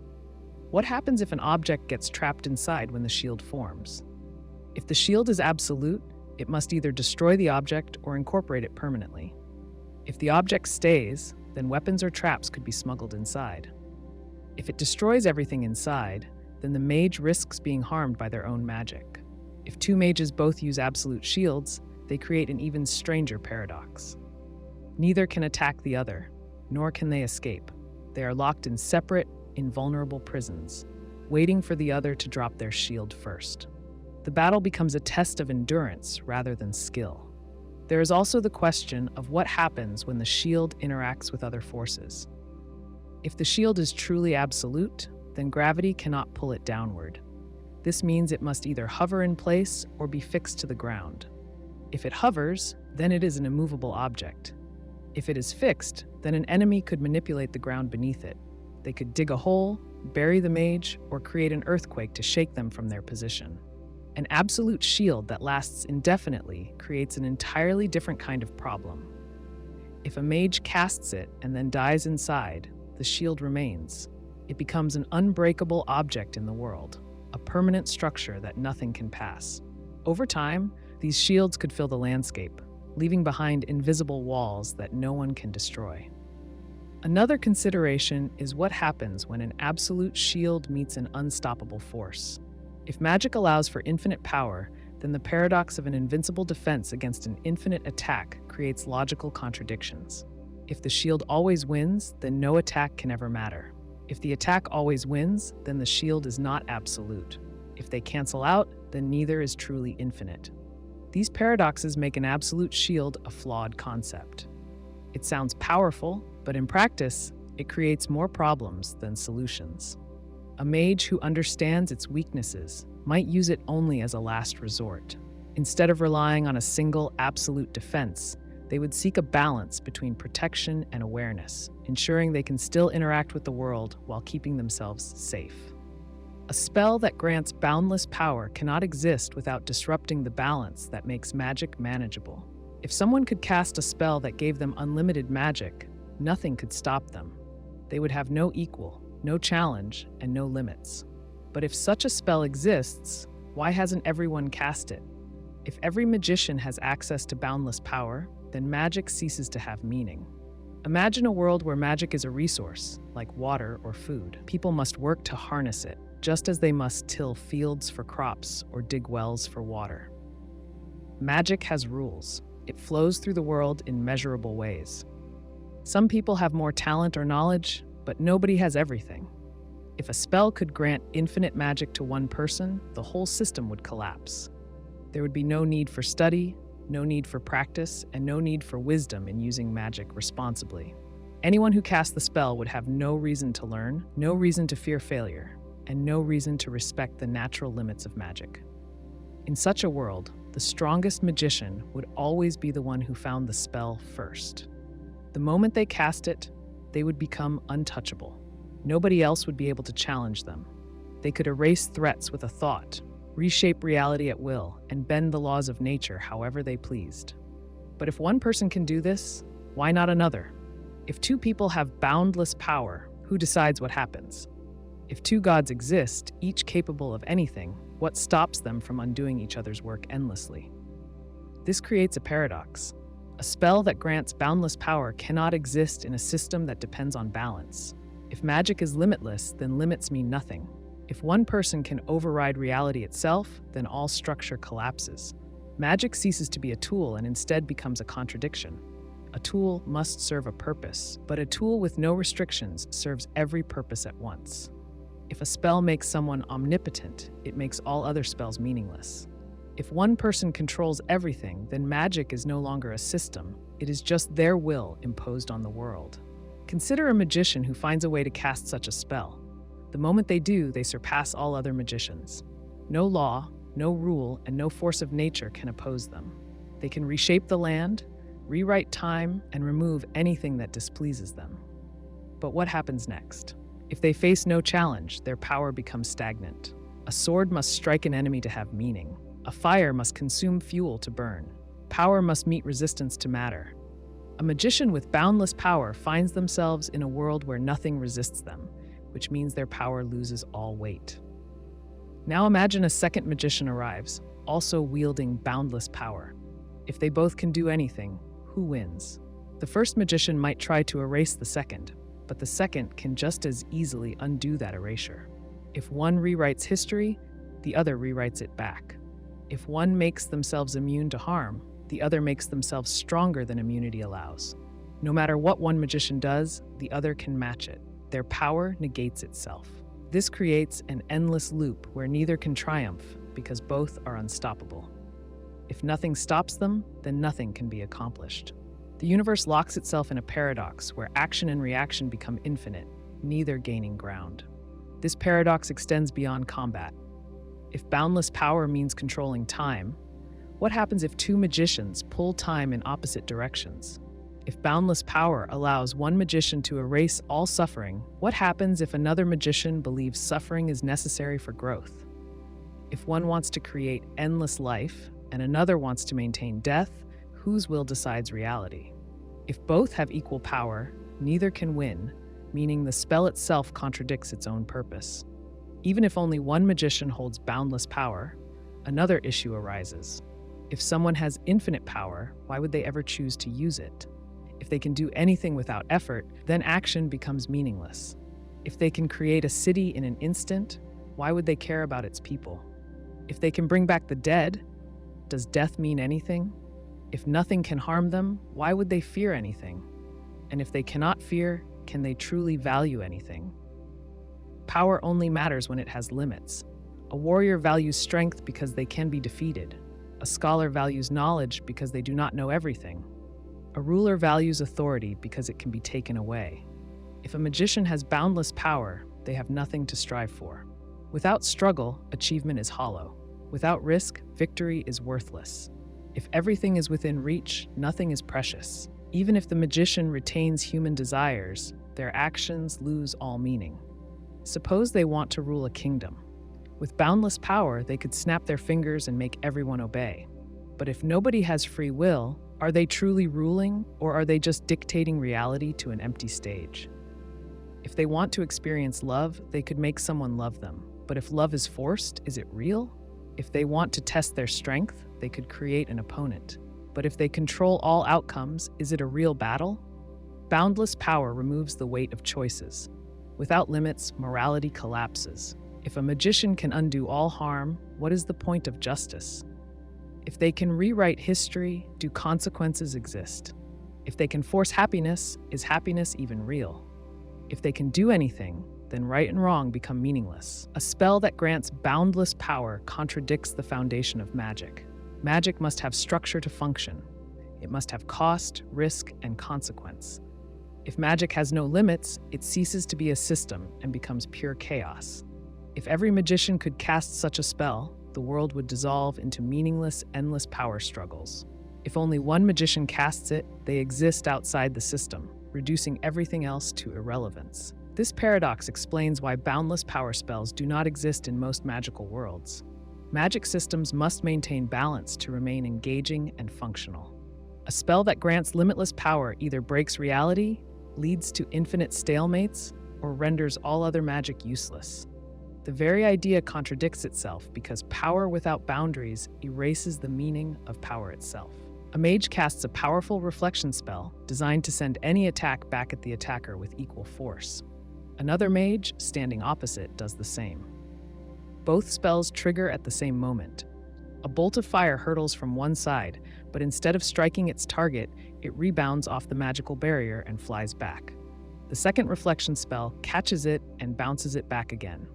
The fireball ricochets between them, trapped in an endless cycle, each reflection spell doing exactly what it was designed to do. At first glance, this seems like a clever way to avoid damage. If a reflection spell sends all attacks back, neither mage should get hurt. But the spell doesn't simply cancel the attack, it reflects it. That means the energy remains in motion, unable to dissipate, caught in a loop. This raises an immediate problem. If both spells reflect attacks perfectly, then nothing ever absorbs the force. The fireball doesn't slow down, it doesn't weaken, it just keeps going. Over time, that energy builds, compounding with each bounce. Now imagine a different kind of attack. Instead of a fireball, one mage uses a physical strike, an arrow, a thrown knife, or a magical force that carries momentum. The first reflection spell bounces it back with equal force. The second reflection spell does the same. The object moves faster than before. If the spell's logic holds, the arrow continues to pick up speed each time it rebounds. With each reflection, the force intensifies, turning what was once a simple attack into an unstoppable projectile. At some point, the spell reaches a breaking point. If the reflection is truly perfect, the attack gains infinite speed and force. The instant that happens, the laws of reality start to break down. No known material can withstand infinite force. The space between the two spells collapses under the sheer energy. Either the magic fails under its own pressure, or something far worse happens. One possibility is that the spell's energy output reaches a level where the system resets itself. If the reflection spell was designed with a hidden fail-safe, it might cancel itself out when faced with an infinite loop. But that assumes the spell's creator accounted for such a scenario. If not, the result is destruction on a massive scale. The feedback loop turns into an explosion, ripping apart the fabric of space where the two spells meet. The force, unable to be reflected any further, releases outward in all directions. Another possibility is that the reflection doesn't stop, but instead forces reality to adjust in some way. If the magic exists within a world that follows logical rules, those rules might dictate that an infinite force must go somewhere. The energy could create a rift, opening a portal to another plane, or displacing itself into a different dimension. The attack still exists, but it no longer follows the expected path. Instead of bouncing back and forth forever, it shifts, moving outside the normal flow of space and time. A variation of this paradox emerges when dealing with non-physical attacks. Suppose one mage casts a curse, and the reflection spell sends it back. The second mage's reflection spell does the same. Unlike a fireball or an arrow, which follow physical rules, a curse is often bound to intent. If two opposing forces both intend to send the curse away, where does it go? It can't simply disappear unless the magic allows for self-nullification. If it doesn't, the curse remains in limbo, trapped between two unyielding forces. Perhaps it lingers in the space between them, unable to affect either mage but still active. Over time, the energy builds, accumulating stray magical force until it bursts into something new. The curse might change form, twisting into a different kind of magic. What started as a simple hex to weaken an opponent could evolve into a rift in reality, an anomaly that no longer obeys the rules set by the original spellcasters. The paradox also exposes flaws in how reflection spells interact with each other. If a spell is designed to send energy back exactly as it came, it assumes the attack originates from an outside source. But when two identical reflection spells face each other, they both attempt to treat the attack as an external force while simultaneously being part of the same system. The spells were never meant to interact in this way, leading to unexpected consequences. A more controlled version of this effect appears in duels, where two mages use weaker reflection spells. If one mage sends a spell and the other reflects it, the first mage may have time to adjust their spell, breaking the loop by absorbing or redirecting the energy. But when two spells act with perfect symmetry, no such adjustment happens. The cycle continues unchecked, escalating beyond control. If the reflection spell operates under strict conservation of energy, then the effect would eventually reach a limit. Magic, no matter how powerful, typically operates within boundaries. If the spell obeys physical laws, the loop continues only until the energy dissipates. But if the reflection is truly infinite, the paradox remains unsolved. This scenario challenges the logic behind perfect reflection. If a spell can bounce back all attacks, then it must also bounce back attacks that have already been reflected. That creates an endless chain reaction. Unless some force intervenes, the process never stops. It also raises questions about intent. If a mage reflects an attack, but the attack has already been reflected before, does the spell recognize it as new, or does it acknowledge that it is the same attack returning? Some magic systems impose limits on reflections to prevent this kind of paradox. The spell may only reflect once before dissipating, or it may weaken the attack slightly with each bounce. That prevents infinite escalation. Other systems introduce a cooldown period where a reflection spell needs time to reset before activating again. But if none of these limitations exist, then the paradox remains unresolved. The loop continues until something gives, either the spell, the laws of magic, or the fabric of reality itself. If magic does not impose a natural stop, the result is destruction or transformation on an unimaginable scale. The paradox highlights the importance of considering how spells interact, not just on an individual level, but as part of a larger system. Magic rarely exists in isolation. It operates within a framework of rules, even when those rules allow for extraordinary feats. When two identical forces meet, their interaction determines the outcome. A reflection spell, by design, assumes that attacks come from an enemy, not from another identical spell. That assumption breaks down when two perfect reflections collide.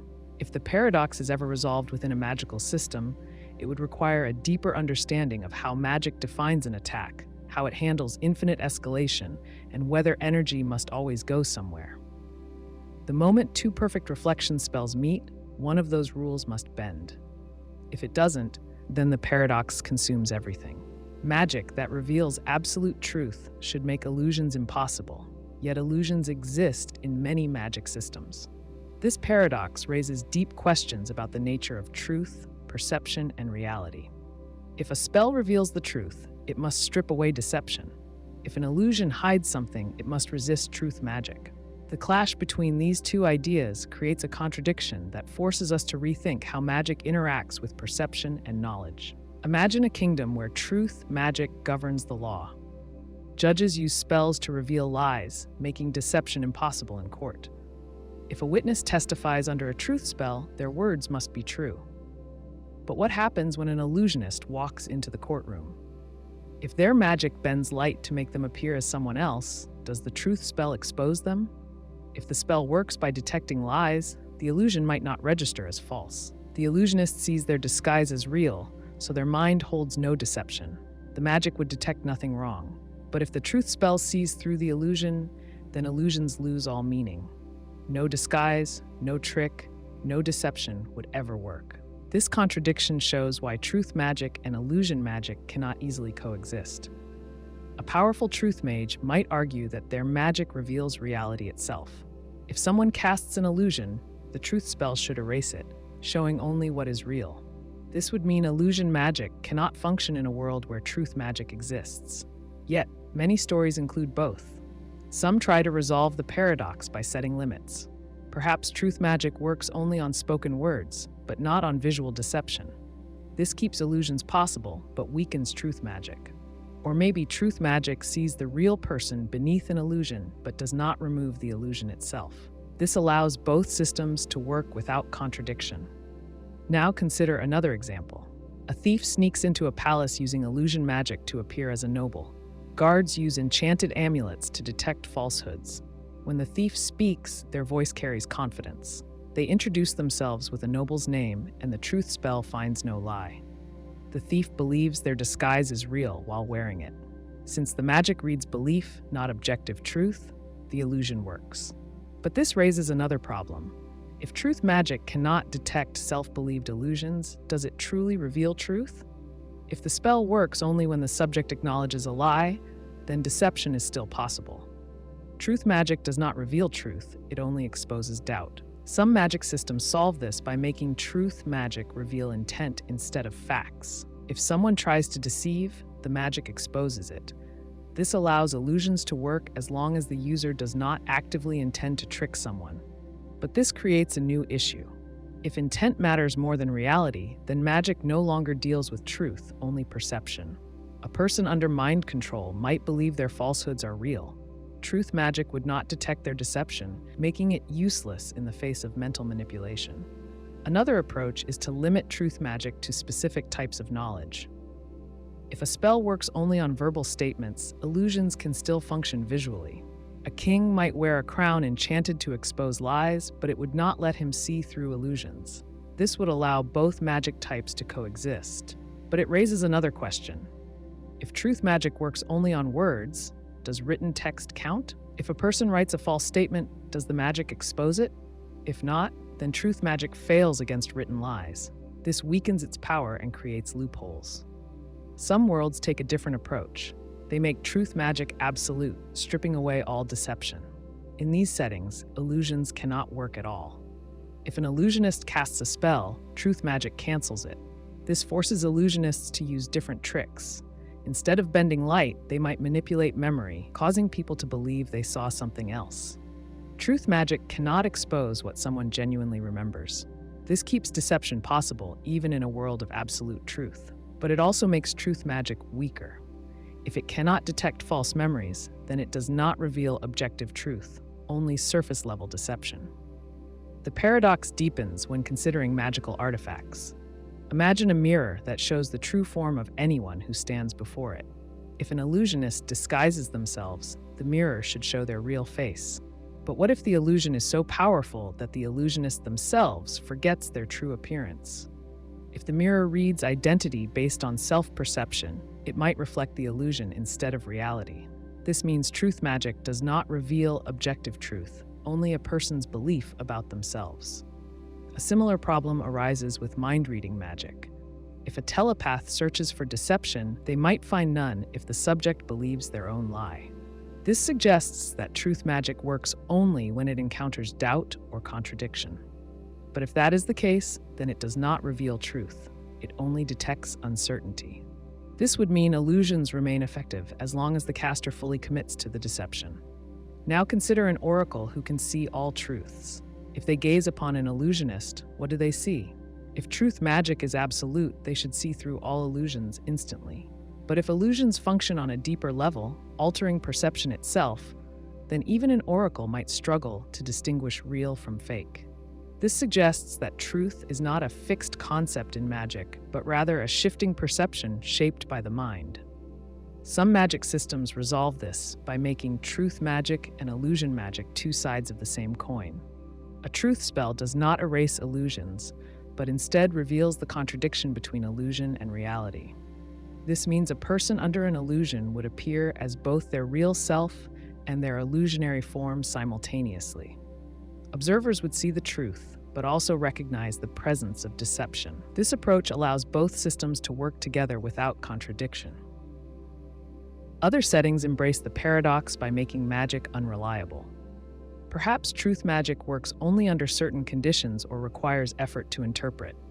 A seer might see through illusions only after focusing for several minutes, giving illusions time to work in fast-moving situations. This keeps both magic types useful while preserving their tension. Some stories use the paradox to explore deeper philosophical ideas. If a world allows illusions to override truth magic, it suggests that perception shapes reality more than objective truth does. If truth magic can erase all illusions, it implies a deterministic world where deception holds no power. Each interpretation changes how magic affects society. A world where truth always wins might have no con artists, no secret identities, and no mystery. A world where illusions can trick even truth spells might be full of intrigue and hidden meanings. This paradox forces writers to decide what truth really means in their world. Is truth an absolute force that erases all deception, or is it a subjective experience shaped by belief? Does truth magic expose only spoken lies, or does it reveal all falsehoods? The answer shapes not just how magic works, but how the entire world functions. If illusions can exist alongside truth magic, then truth is not absolute. It is only what people believe it to be.